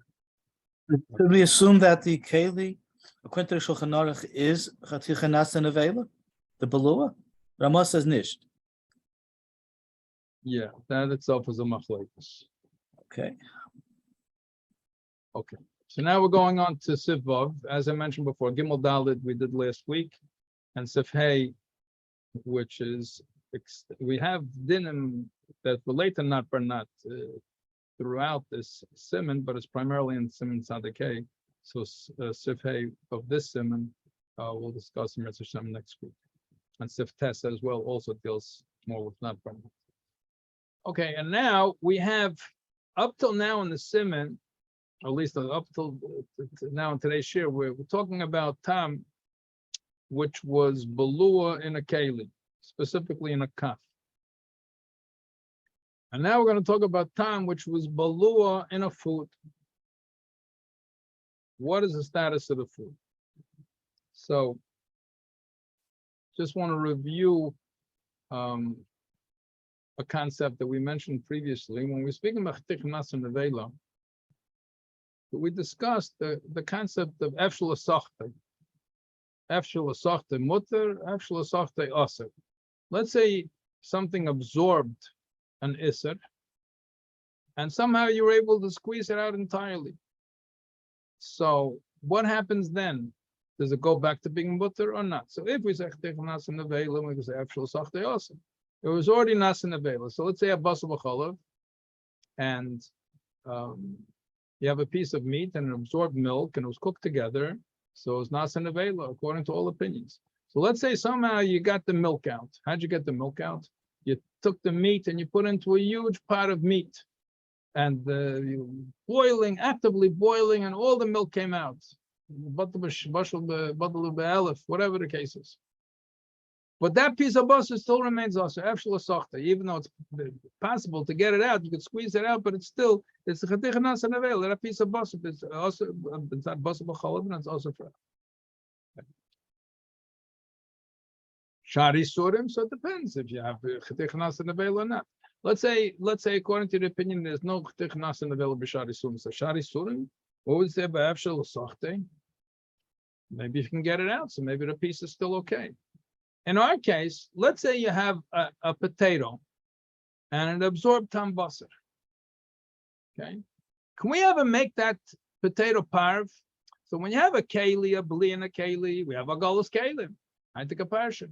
So you put in boiling water, anything that was used with the fire, you put in the fire, get it out of the mayim, take it out with mayim. Fine. So you have if you remember, we discussed it's really in the whole starovis, but the whole discussion about getting the tam out of the keli, since efshel happened, maybe it's different. The klimatchus, the klicheres, where the tam doesn't come out, with the klimatchus, where it does come out. But what's with this potato over there? You see on the right hand side of the potato. Can we get the tam bosor out of this potato or not? What is efshel? So even though we say when it comes to bosor b'chalav, we say chtichanas and avelim. But that's when it became an iser. It's the bosor and it's not like anything that has to do with bosor b'chalav. It's chtichanas and avelim. So in other words, if we have, let's say this potato weighs 2 ounces and it absorbed 1 ounce of bosor. So now that potato, which now weighs 3 ounces, is it 3 ounces of bosor or is it 1 ounce of bosor? So the answer is that since it's all still heter, it's 1 ounce of bosor and it's 2 ounces of potato. We say chtichanas and avela. We don't say chtichanas of bosor. If it's heter, we don't have any such din. We don't even have a day really that says that. You have by shari surim, but this is not an iser, this is a heter. Nothing wrong with this potato. It's a perfectly nice potato. It's a fleishik potato. Okay, good. It's going to fall into the milk. We're going to have a problem. But there's nothing wrong. It's not an iser. It's a heter. Happens to be fleishik because it was cooked together with meat and absorbed tambas. So, therefore, we have a possibility that maybe this potato is not fleishik forever. Maybe we can get the tam bosor out of it and we can turn it to being a part of a potato. Maybe we can make it a milchik potato. So that we're going to assume. Sivav, solim or yeraks. If you have onions or vegetables, shebluyim mi bosor. Okay, so that's you have on the bottom right over here. See it is circling in case you missed a piece of bosor over there. There's a piece of bosor. There was tam bosor that was absorbed into this potato. Somebody took out of this potato, the potato out of the flesh kapat, and dumped it into the milk kapat, which is in the middle of the screen. Bishlam b'kedera chaylevis. You put into the milk. So im yodua kama basa balova batzim mayirokes. If we know how much meat was absorbed in whatever fell in, ein tzarich shishim ela keneged habasa. You don't need shishim against the whole potato. You only need shishim keneged habasa. This is not a case of chtichanas avelas. You don't say such a thing. The whole thing is kulaheter. Therefore, you don't have to measure only against what it absorbed. Now, how does this fit? The other cases, we're not sure. You have to be machmir. Okay.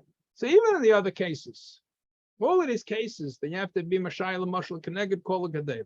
And it comes up a few times, different places. We just didn't mention it. Okay. But now we're going to mention it because the Rama mentioned it. There could be a case when you're sure. How's a case when you're sure? Let's say a person had a parva pot. Person had a parva pot. And then they made a meichel. And they used the recipe book. And the recipe book said it calls for 2 ounces of milk. They put in 2 ounces of milk, you boil up the milk, and then you put in cocoa powder, whatever, to make some sort of meichel, whatever it is. Okay? They made the meichel, ate up the meichel. And then within 24 hours, somebody mixed chicken soup in the pot. They decided it's a part of the pot, I'm going to make inflation. And you say, well, it's very nice. You decided to make inflation, but before you did that, I decided to make it milk. So normally, we have no idea how much milk that milk pot absorbed. But here's a case that since it was a parva pot, and we know only one person cooked in it, and that one person happens to know in this case exactly how much milk was used in it. Okay, so then all you need to do is to have 120 ounces. You'd be mavatal the 2 ounces of milk that was cooked in the pot, because we know how much milk was put in the pot. You don't have to measure against all Michael, because like so too over here, we don't say nas and avela because it was all head. So there's a case where you move. Okay, this sounds to be pretty far-fetched, but let me make it a little more close to Metzias. Let's say it was an old milk kapat. It wasn't a new milk. Okay. But it hasn't been used for 24 hours for milk. And then you have the same story with the recipe with the 2 ounces of milk. And then later on, the person made fleishiks in it. So now do you have to measure against the whole kedera? So since the rest of the tam cholav is a ben yemei, you don't have to measure against the whole pot. You just have to know how much was there, which is a ben yemei. In this case, the person made a recipe. They know that there was exactly 2 ounces of milk. He said, I remember, I measured exactly. There was 2 ounces of milk. So you need to be mavatul, 2 ounces of milk. You know exactly. In this case, if you happen to notice, there's not too much bosor going on in that pot over there.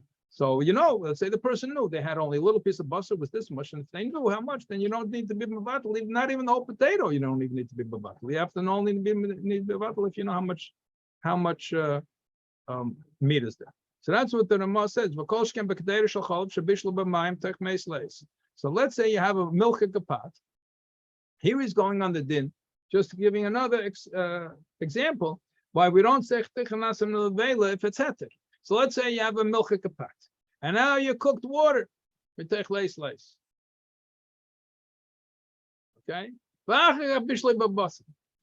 and then you cooked in it meat. Now the water is milchik. Yeah, it's a milchik pot. So you have to be mavatal all the. Let's say there was 2 ounces in the pot, and then the face a person cooked up. I don't know, 50 ounces full of water. So now they cook bosor. How much do you have to be mavatal? You have to be mavatal the 50 ounces of water because it's milk of water? No, even though the water is milchik, because you didn't have bittul b'shishim in the water against the cholav, but nevertheless, if you know how much cholav there is, rak neged cholav shabalak data. If you happen to know how much milk was absorbed in the kedera, and even if you know how much milk was a ben yemei that was absorbed in the kedera, we don't care. When a b'diavad, we don't care that it was the whole thing was a milchik pot. Mitzadena ben yemei, you can be mavatil. Okay, there it fell into the pot. Somebody had fun making it fly. So what's the din in such a case? The din of the tavshil mafsik shishim kneged habasar. Looking at Tepuch Adama, you don't have to be Mavatal the entire potato. You only have to be Mavatal the tam Bosor, which was in the potato. Why? We don't say Chediv Nas Nevela. We don't say Chanan, but Blias Heter. It was a Heter. We don't say Chediv Nas Nevela. But now the Shaila, what's with the potato? Can we be mata this potato? The potato's full of Bosor. Then a Yaraka blew me Bosor. What's the Lord of food? At the Tepuch Adama Chazel Ateire. Bedina Kedina Tavshal Achron. If you have shishim in the entire pot against the Bosor, and you leave it there, you have to leave it there boiling for a while, that it should be thoroughly mixed and the tam cholok should go inside. Why do we say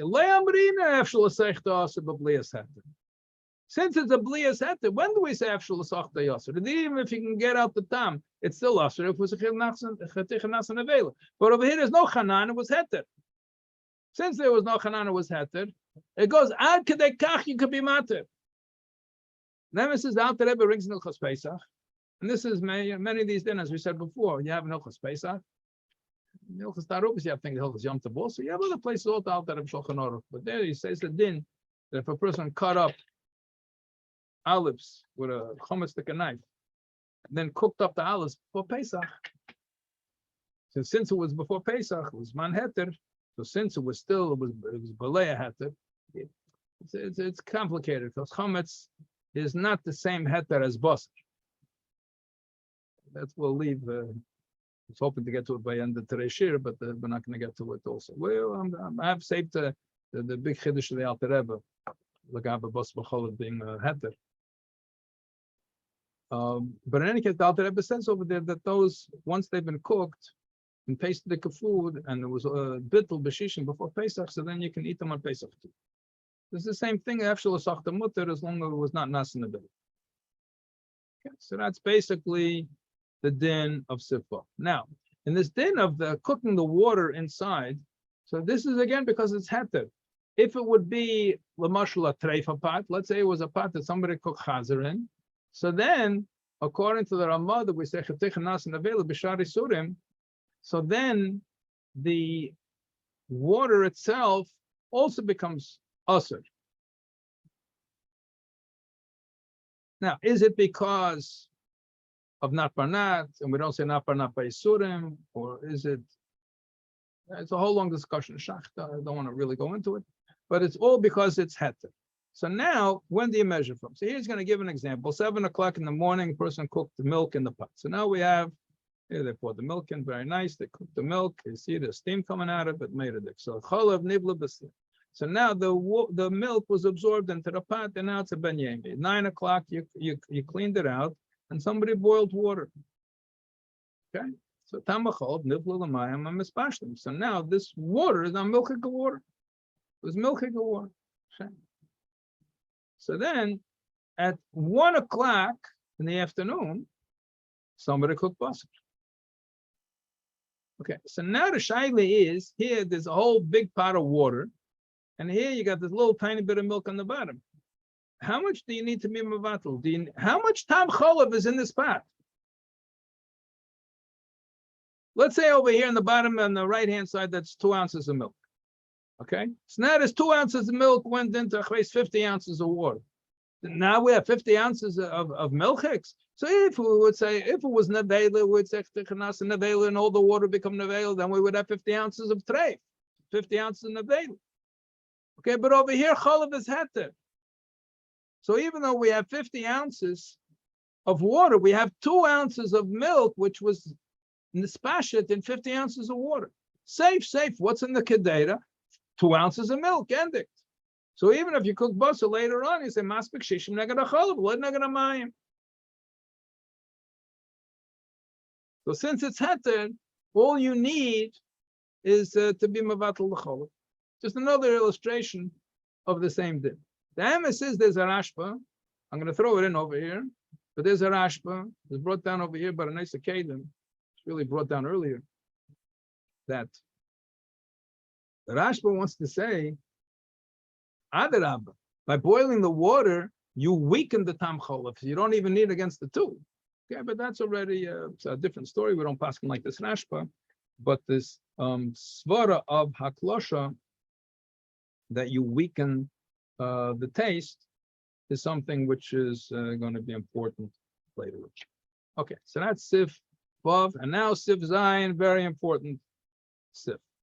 So Sif Ches we'll mention briefly, but this is the main subject from now until pretty much the end of today's share. Hopefully we'll get to Sif Ches, but it's short. Major subject, the subject of a davar gush and a knife. Okay, so knives are unique in halacha. Take off this screen over here because we're not using it right now, so it's not to distract. So a knife has a unique status in comparison with other kelim. Why does a knife have a unique status? So there's two issues with a knife. First of all, knives are used often to cut meat and other fatty things, and they're harder to clean. And if you wash dishes, you're one of those people that helps out in the kitchen, you wash dishes, what would you rather wash? A fleshika spoon or a fleshika knife? If you have a knife that was used to cut bosor, so the fat sticks more to the knife than it does to the spoon. So it's a metzias. And they're harder to wash. And a lot of times they don't wash, and a lot of times it's left on the side also. I think I mentioned once before, it says in the laws of Erev Tafshilin that you need a kazayas, and it doesn't matter what kind of cooked food. It could even be tzli. So if you have enough, you had some tzli and you cut some roasted meat, so there's fat probably left on the knife. So if there's a kazayas which is left on the knife, you can use that for Erev Tafshilin. That's a pretty dirty knife. You can go and put together kazayas from the knife. Yeah, Gemara. That's already. I mean, there's cleanliness and being a yake, and then there's having a kazayas of shum and kodesh on your knife. Okay.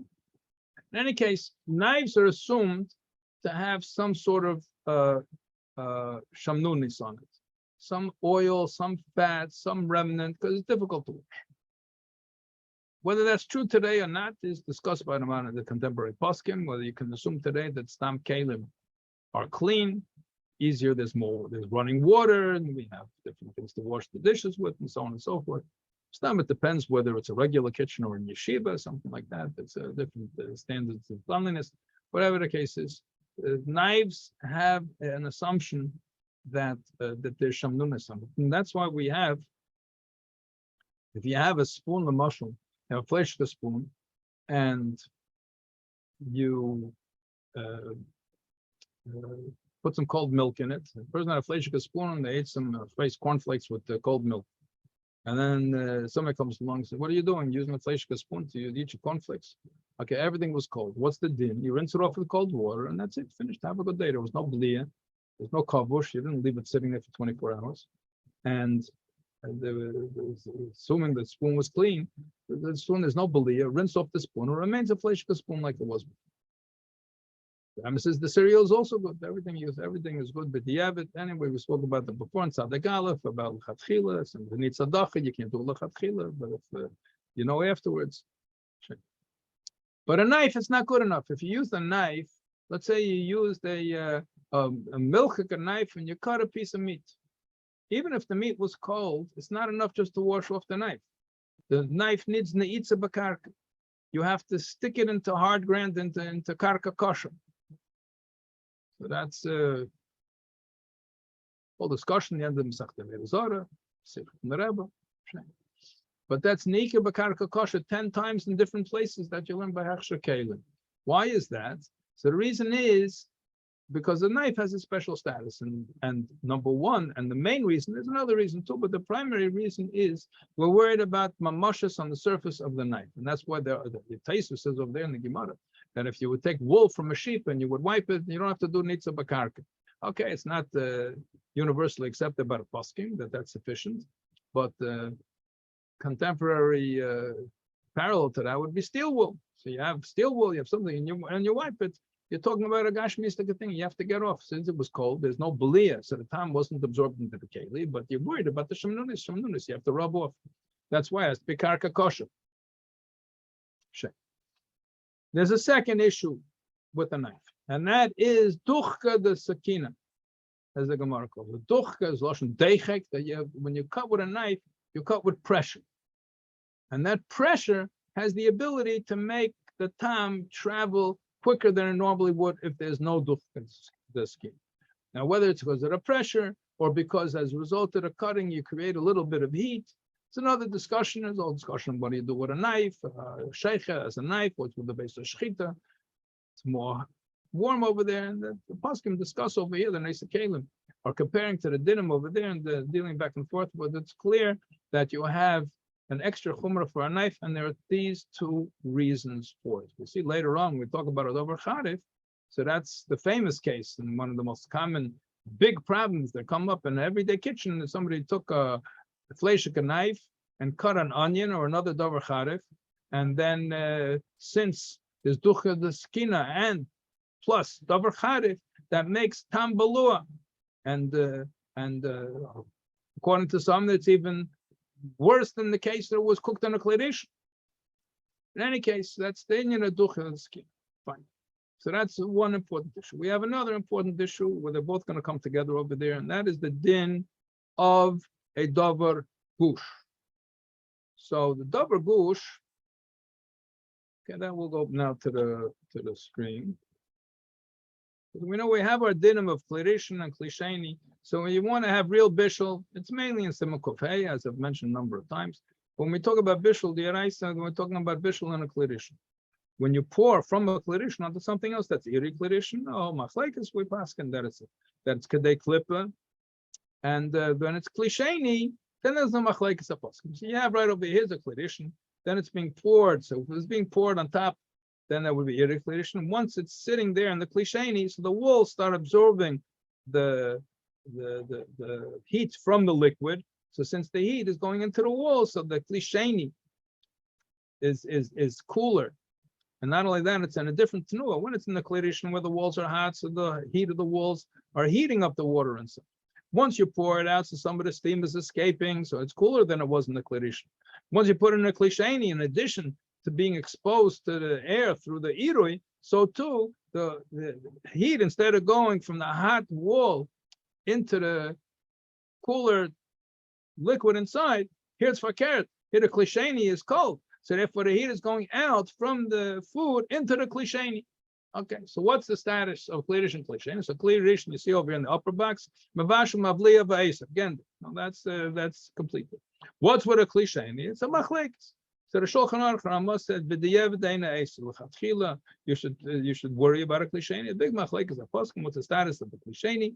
We have a similar din I mentioned before, but I'll just mention it again because it's important. The dinim of bishul b'Shabbos and the dinim of Issa v'Heter are closely related to each other, but they are not identical. You have cases where something will not be mavashal, and therefore on Shabbos not a problem, but it will be mavli or mafli, that it will cause the taste to travel. The taste could travel from one thing to another, even if it's cold.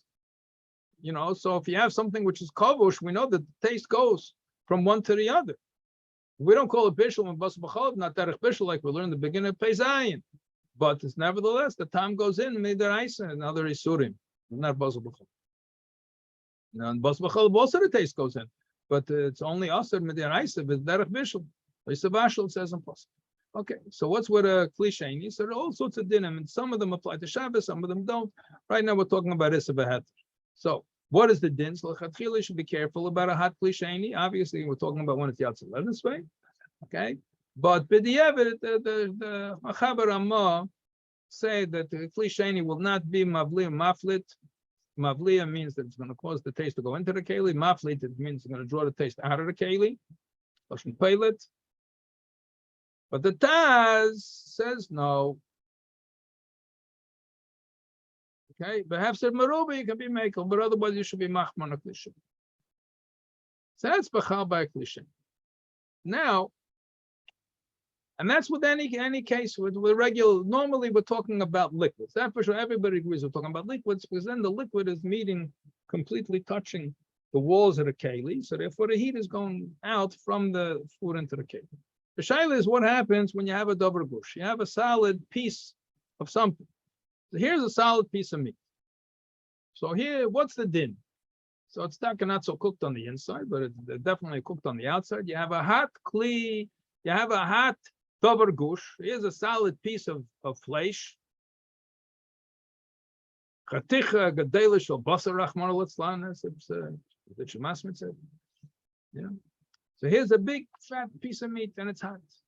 And now it's sitting in a kli. Okay. So what's the status of this? So do we say it's like a kli and it's according to Mechaber Ramah, it's not going to answer anything. And according, let's say you take a milchik knife and you cut it with a milchik knife. So do we say it's a kli perhaps a meruba? Do we say according to Mechaber Ramah, it's not a problem? And there's no problem with the meat and no problem with the milchik knife. The milchik knife remains, so there's only a kli. And according to the Taz, who's more machmer, but even then, perhaps some maruba, we're going to be making a piece of meat like this. Mustam have some maruba, especially if the person's hungry. Kind of have some maruba. In any case, if you're done like a kli, you have kulas. But if it's a davar gush, how much is this thing cooling off? It's cooling off from the air, but that doesn't really help us too much. Okay, the bottom of the piece of meat is touching the plate. Okay, some of the heat is going in. But like the proverbial hot potato, the hot potato, you pass it around, it doesn't cool off just because you take a potato, you put it in one plate, and you put it in the second plate, you put it in the third plate. How much do the plates cool off the potato? So that is the chumrah of a davar gush. The famous Taz, Mashal, talked about all over, and kashrus. This is the main place where you have it. You have it also Chashavas, you have it also Tarubas, you have many different places. But this is a whole discussion over there. And that's the shaila, what's with a davar gush that's hot and a kli. So, Mechaber Ramah, not worried about a davar gush. Just like they say, B'chal, kli is b'diavad, not a problem. Davar gush is also not a problem. But the Marshal says, no, you have to worry about a davar gush in a kli sheni, and you have to treat it like it's a kli rishon. So therefore,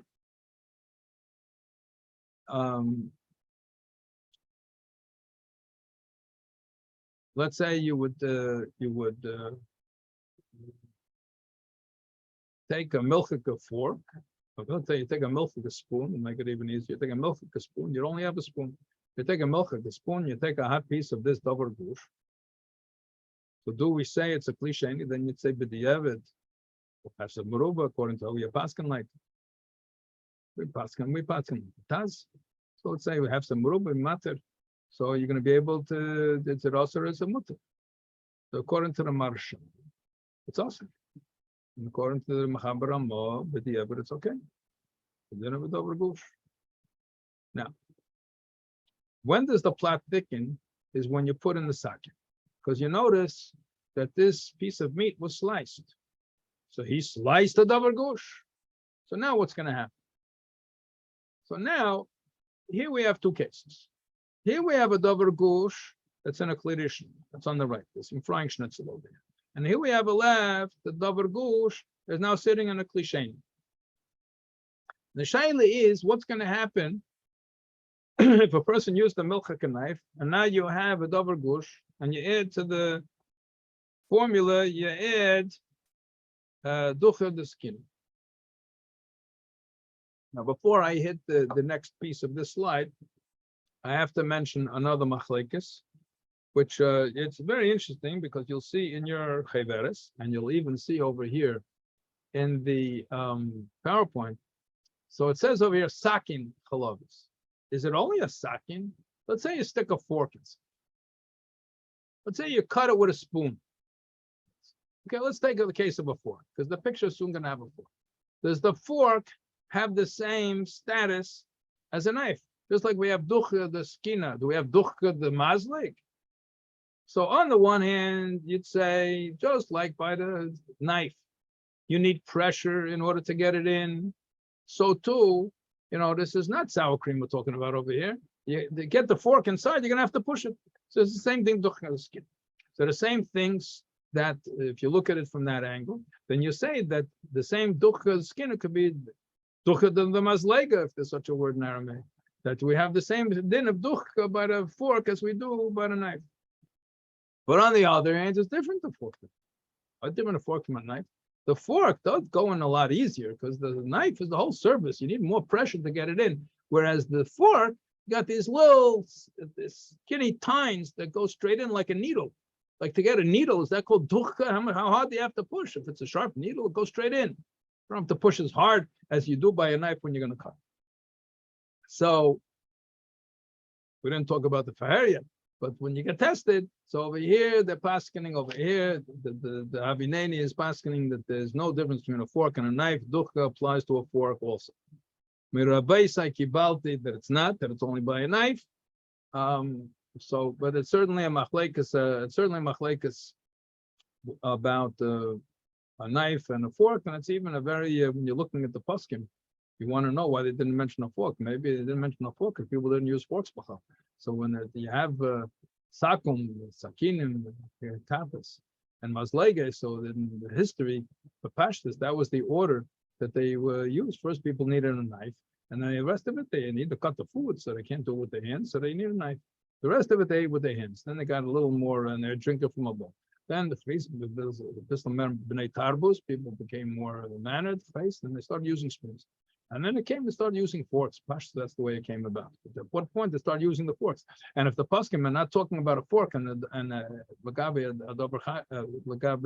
skina, so maybe it's because how people weren't using forks. So why should they talk about it? Anyway, it's a whole very interesting discussion.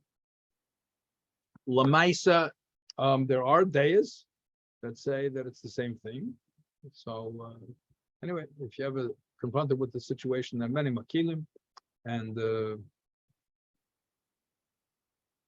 frankly, I was surprised when I read this in the Avineni book. Most of the Rabbanim that I'm familiar with are in Mekel in that, but stick a fork inside an onion, you're gonna have to worry about tuchka. Okay, there are days that you have the same shame. So now let's say it's in a klidish. So here they stuck the fork. This was all agdama that it's a fork instead of a knife. Okay, because they're treating the fork on the knife the same. So here it's a milchik, a fork, and it went into the schnitzel, and it's a klidish. And here there's a milchik, a fork that was put. It's yatsa lettuce. Don't really look like it, but it's yatsa lettuce. And here put into davar gush, which is in a cliche. So what's the deal? So in the case of the klidish, you have to measure b'shishim. Negarasakin. And if you don't have shishim, then the bosor is also. And that because it went in, and you have time, and that has nothing to do with the sakina. If you put it inside, and there was a belia, and it's in a klirishin, so it doesn't make any difference. If you put it inside the oil, it would be the same thing that it's frying in. This has nothing to do with the skin necessarily. Okay. The shaila is if there is shishim, let's say there's shishim keneged a keli. Yeah. So then the bosor can be mutter. The shaila is, what about the place where you stuck it in? So we pass in tzorach l'asher kedei natila. Kedei natila. So if you remember, we had natila and klifa and greater. Greater is you take off a level, a thin layer, but it doesn't have to be all at once. You scrape it off. When you have kedei klifas, and then you have to take off a layer, it has to be a little thicker because you got to get the whole thing off at once. Kedei natila, it has to have thickness to it. It's eva etzba, which is 2 centimeters, and the place wherever it touched, you have to cut away from there because, again, this is also it's another question about the inyan of duchka.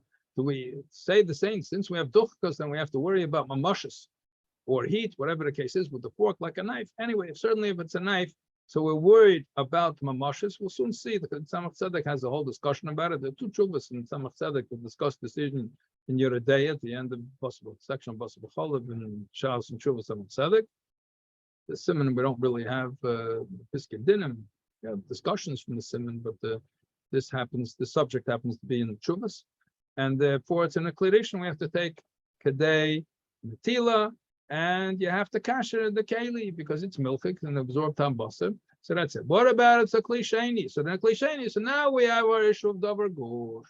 We have a machlekes about a davar gush. So the Ramah says he's not worried that it's a davar gush. It's a klisheni. So what's the problem? The problem is you have a knife that has mamashos on it. No, so yesh lakalef is a basar makam magasa. So you have to take a klippa. Why? Even something would be ice cold, you have to get it off, because just like neitza bakarka, you have to put it in the ground in order to take off the outer layer. So too over there, the shach brings down that from this of a heter, I believe that neitza is the same as like taking the klifa. So over here, you're gonna do you need to take off, because where you cut it, we assume that there was some shamnunis on the surface over there, so they have to they clip according to the Ramah. And the sakin tzorch neitza bakarka, like we said, because you have a milchik knife and you cut fleshik, you cut meat, so therefore to use it again for milchik. So the Ramah treats it like it's cold, so we don't have to worry that the tam bosor was absorbed in the flesh in the milchik knife. So you don't need a gula to get the taste out. But there's still, as a result of cutting it, the sakina. So then we're worried that there's some fats on the outside of the knife, and it's not sufficient to wash it. You'd have to do nitza bakarka. You have to stick it into hard ground. But the Taz says, no, they were good like klirishan, then a gabaza klirishan. No difference in the right hand case and the left hand case. Kivin should over gush, the sakina. So therefore, you're going to need shishim. Therefore, you're going to need shishim. Now, this is all talking about the knife was a ben yeme. What happens? The knife is a ein ben yeme.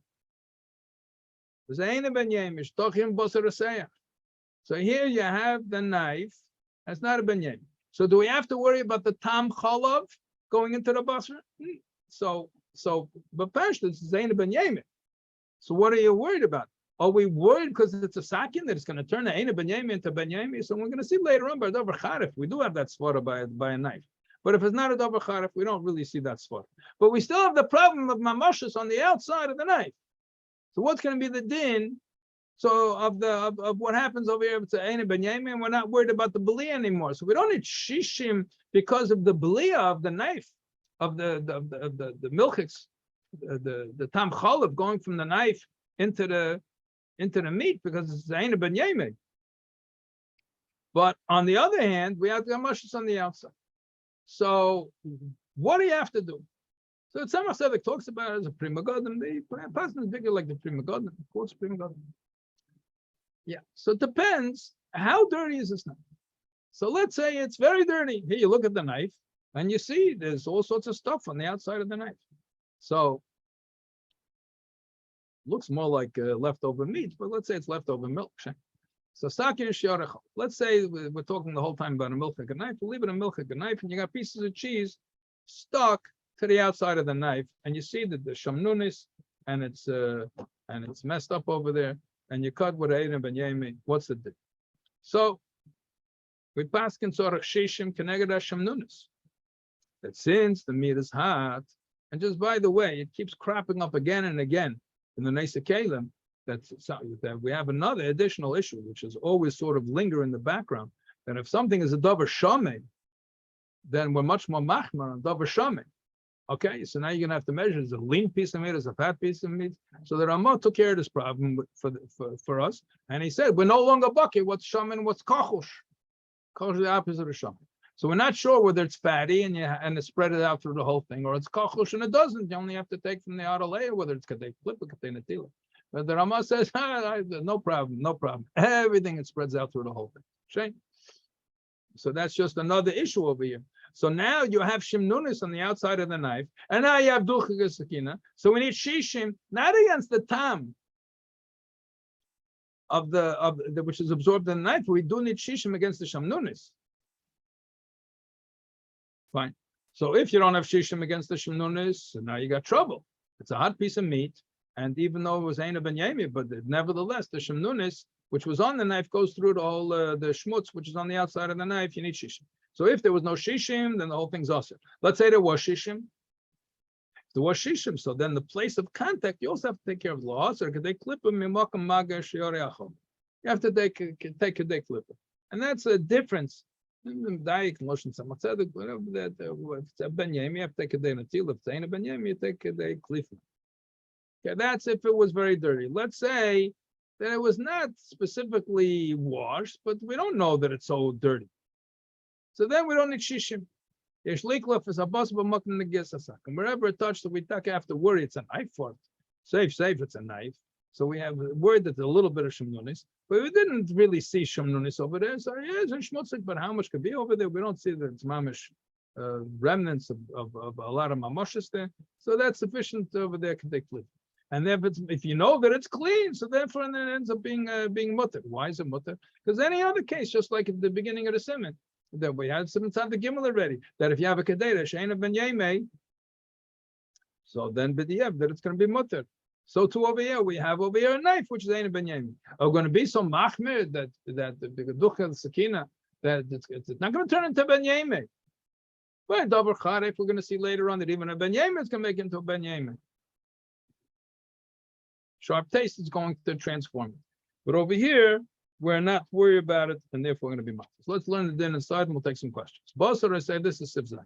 Bosor, I say shachat che basakim chalebs. You have a hot piece of meat, and you cut it with a milchik knife. Okay, and b'pashtus, we're talking about that it's sitting in a kledishin. Bosor reseach means it's an active process of being cooked, and now you're cutting it. It's in a kledishin. We're not going into the davar gush business right now. We're talking about it's in a kledishin, and you cut it with a milchik knife. And we're talking about a ben yemei milchik, as will soon become obvious. Kol ha'chatich imein shishim can imein b'shishim keneged makom masaken shachatach bosor. So if you don't have shishim against the knife, so then it's going to become muscle. Now this was pointed out earlier, and we'll soon see why it's a little bit different than the case that we had before of the kaf. He says keneged makom masaken shachatach bosor. Okay, so this is going to be now all discussion. It's only the place. You only have to measure against the place where you use to cut the meat. Let's say you have a huge knife like this, and you had this little, a huge knife like this, and this little tiny piece of meat. So how far did you cut it already? You didn't use the whole blade. So how much do you have to be measured? Well, let's say it was a cleaver. It was a big, thick knife like this, had a big blade like this, and the whole piece of meat was only this high. So it didn't go past that. So you can measure against the part that came in contact. Which the BAM is not a steer to what we said before. This doesn't contradict what we said before. But the shaila is, can you be sure or not? We'll soon discuss. But let's say the knife is not a ben yemei, and he goes even a step further. We don't know it's whether a ben yemei or not. So in such a case, a suffix, we're only going to answer it kadei clip. This is only if it's in a kledishin. Then if the knife was a ben yemei, ben shishim b'bosor neged asakin akalos, and we don't have shishim, that's what the mechaber said. Then the whole thing's going to be awesome. And since the milchik knife absorbed from a kledishin tam bosor, so you're going to have to kasher the knife, and you're going to have to get the taste out. Not going to be good enough. Nitza bakarga is only going to take care of the surface. We're going to have to get the tam which penetrated all the metals. You're going to need a hagol. Avalimu klisheni. So this is what the Ramav does not hold that as chumer of the mashal of a klisheni. So if it's in a klisheni, right, a bosor tzara klipa. You need to take kedei klipa, says the Ramav, like we learned before. And why is that? Because we're worried that there is some remnant of milchik on the outside of the knife. And therefore, even though he treats a klisheni as something which is cold, but nevertheless, even if something cold, you have to take off a layer. Basakin needs a bakarka, like we said before from the Ramah, and that's the Mingan of the Ramah. And as we said before, the Mashal disagrees, and the Taz disagrees. And if I feel the Aina Sakin Ben Yemi, Yesh Lakalif Abasim Mat Mishum Shemnuis Sakin. And even if it's Aina Ben Yemi, you still have to take a big flip. Okay. So what does it mean that you have to take keneged makom masakin? So this is the whole discussion. In addition, see, when you have a kaf, and you're stirring it in. So in a certain way, you know how deep the pot is, so it's easier to tell how far it went. Since with a knife, normally you're cutting, so how far are you cutting? So do we have to worry it went into the handle? No.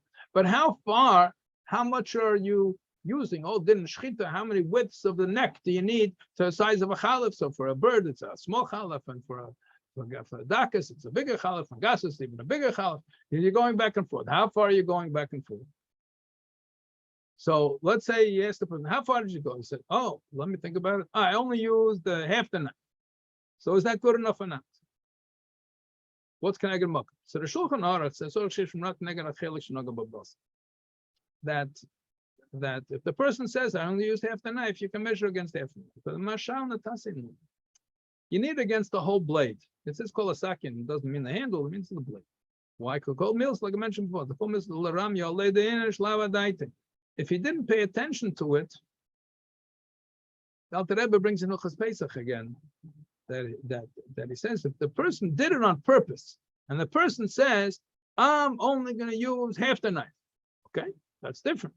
But the person wasn't planning on doing it. Alter Rebbe goes even further. Here he says the person, hadn't had in mind and paid attention to it. Could say it means the same thing, but if the person wasn't paying attention, and the person says later on, yeah, I only used half of it, I'm sure. You can't be sure unless you did it on purpose. Lechatchila. Okay, so we'll take some questions now. Go to the chat. With sticking in the ground, kasher it also the fork, like we say the knife according to if you're going to say it's a davar charif, if it's cold, that's the same thing you would do. Oh, this was a private question, so I have to read the question. With sticking the fork in the ground, it needs a bakarka for a fork. I never heard of needs a karka of a fork, but I also never heard of treating a fork like a knife. But since I did that, I imagine according to them the same thing. It needs a bakarka, but it has the same din. And you have the din of duchka by the fork, and it's going to be the same thing. Now, what is the din according to Rabbi Sein and the Siyena with a davar gush? So I mentioned it before, but I will repeat. It seems pretty clear from the Alter Rebbe. The Alter Rebbe does hold that a davar gush is not only maflit and mavli, but it's also even mavashul. The Alter Rebbe brings in Hilchos Shabbos. And according to the Tzemach Tzedek, that those that want to learn the Tzemach Tzedek is only is mekel b'bishul, but also is machmer lagabe being mavli or maflit. Those that want to learn kulas over there, I don't see if they got that from the Tzemach Tzedek. But again, Shemaitim Rabbi say that we are machmer lagabe the inyan for davar gush, and although it's not really in the gay here, but I'll just mention even to him it's started two different formulas together. They treat many poskim, they're putting together something like salt. That salt is those that say that you can put salt in like a Shabbos, put it in a klirishin, because it's not even going to cook in a klirishin. And then there's a machmer not to do it, not even a klisheni, as Alter Rebbe brings in the city. Now, what about putting salt on a davar gush? You have to put together two chumras. You have to put the chumra who says we're machmer. Okay, lechatchila tov bracha. Alter Rebbe says so not to put a salt on a klisheni, and even though Tavlin is normally mutter in a klisheni. Not to put on a klisheni, the chumrah, and then we have a chumrah to treat a davar gush like a klirishin. So you put both these chumras together. So I asked the Rabbi he said, yeah. I said, it's two chumras putting together. Normally you don't put two chumras together. He said the Alter Rebbe is talking about bracha by there it's garnished. The Alter Rebbe talking about bracha. So it's anyway. Not everybody agrees with that psak, but there is a short psak. I'm going to mention now. Bekitzer, we're at the end over here, but this is a very controversial din over Yosef Ches. And Bechal, since we're not boki between Kachush and Shaman, the din as it's written, there's some principles when the whole discussion in the Mefarshim, what in the world is going on with this din, because it's a very difficult din to understand the way it's written, and there are many klalim that come out from that discussion. But as far as the din itself is not so applicable, because we're not going to be makel over here. That those want to say that it's talking about a special type of cheese.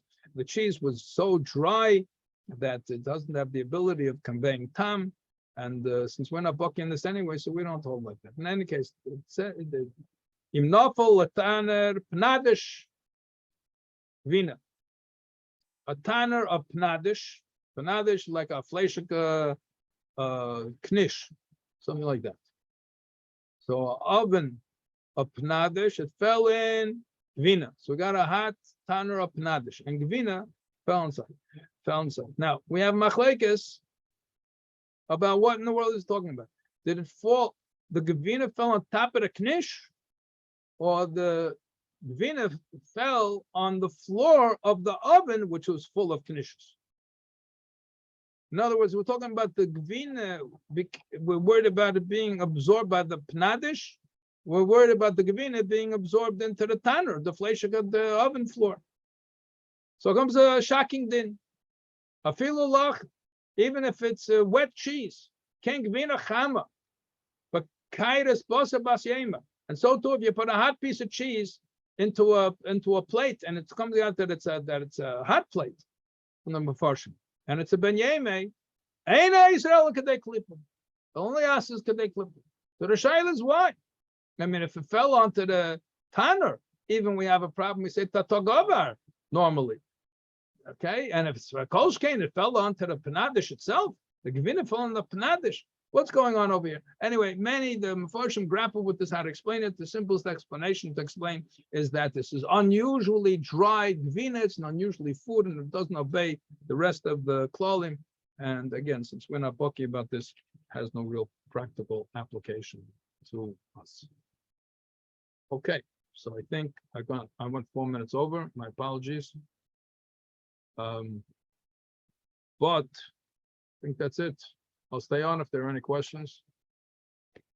There are questions. You have to chazir it over. I think it's worthwhile, maybe even to listen again, or you read inside the Hezbollah. Learn the Shachantaz inside about this inyan of why you need Pamaim Shishim. And all machlekes Mechaber Ramah is a difficult concept, and there's a lot of disagreement on it, and it really is a Tam Bosor, it's Tam Bosor B'cholav. The shvera parsha to be massive, but you learn, they bring the background with the other dinim, truma, so on and so forth. Okay, this was shir number 12. This is shir number 12. So basically, 12 out of 16 is 3/4. Yeah, 3/4, 75% finished. So we have another 4 shiurim, 13, 14, 15, 16. And then there's going to be 3 shiurim of Chazara. But do not depend on the shiurim for Chazara. You know, it's the whole Bosor B'cholav in 3 shiurim. So you definitely, you have to do Chazara. You have to do Chazara right away. What you learn, and go over and get it clear and learn inside the Chaveres. Then we'll have a Chazara shiurim. And I'm in contact with the Chevra Chavineni about the Faher, but we would like to have a Faher before Rosh Hashanah. I'm not sure it's going to happen, and I might have to miss a week. I'm not sure yet, and that will set things back, but we'll try to move forward. But on the one hand, and Tisha gives you more time for Chazara, on the other time, Tisha gives you more time to forget. So it all depends, how you spend your whole night. Anyway. Okay, Hatzlacha Rabbi Chevra. Good night.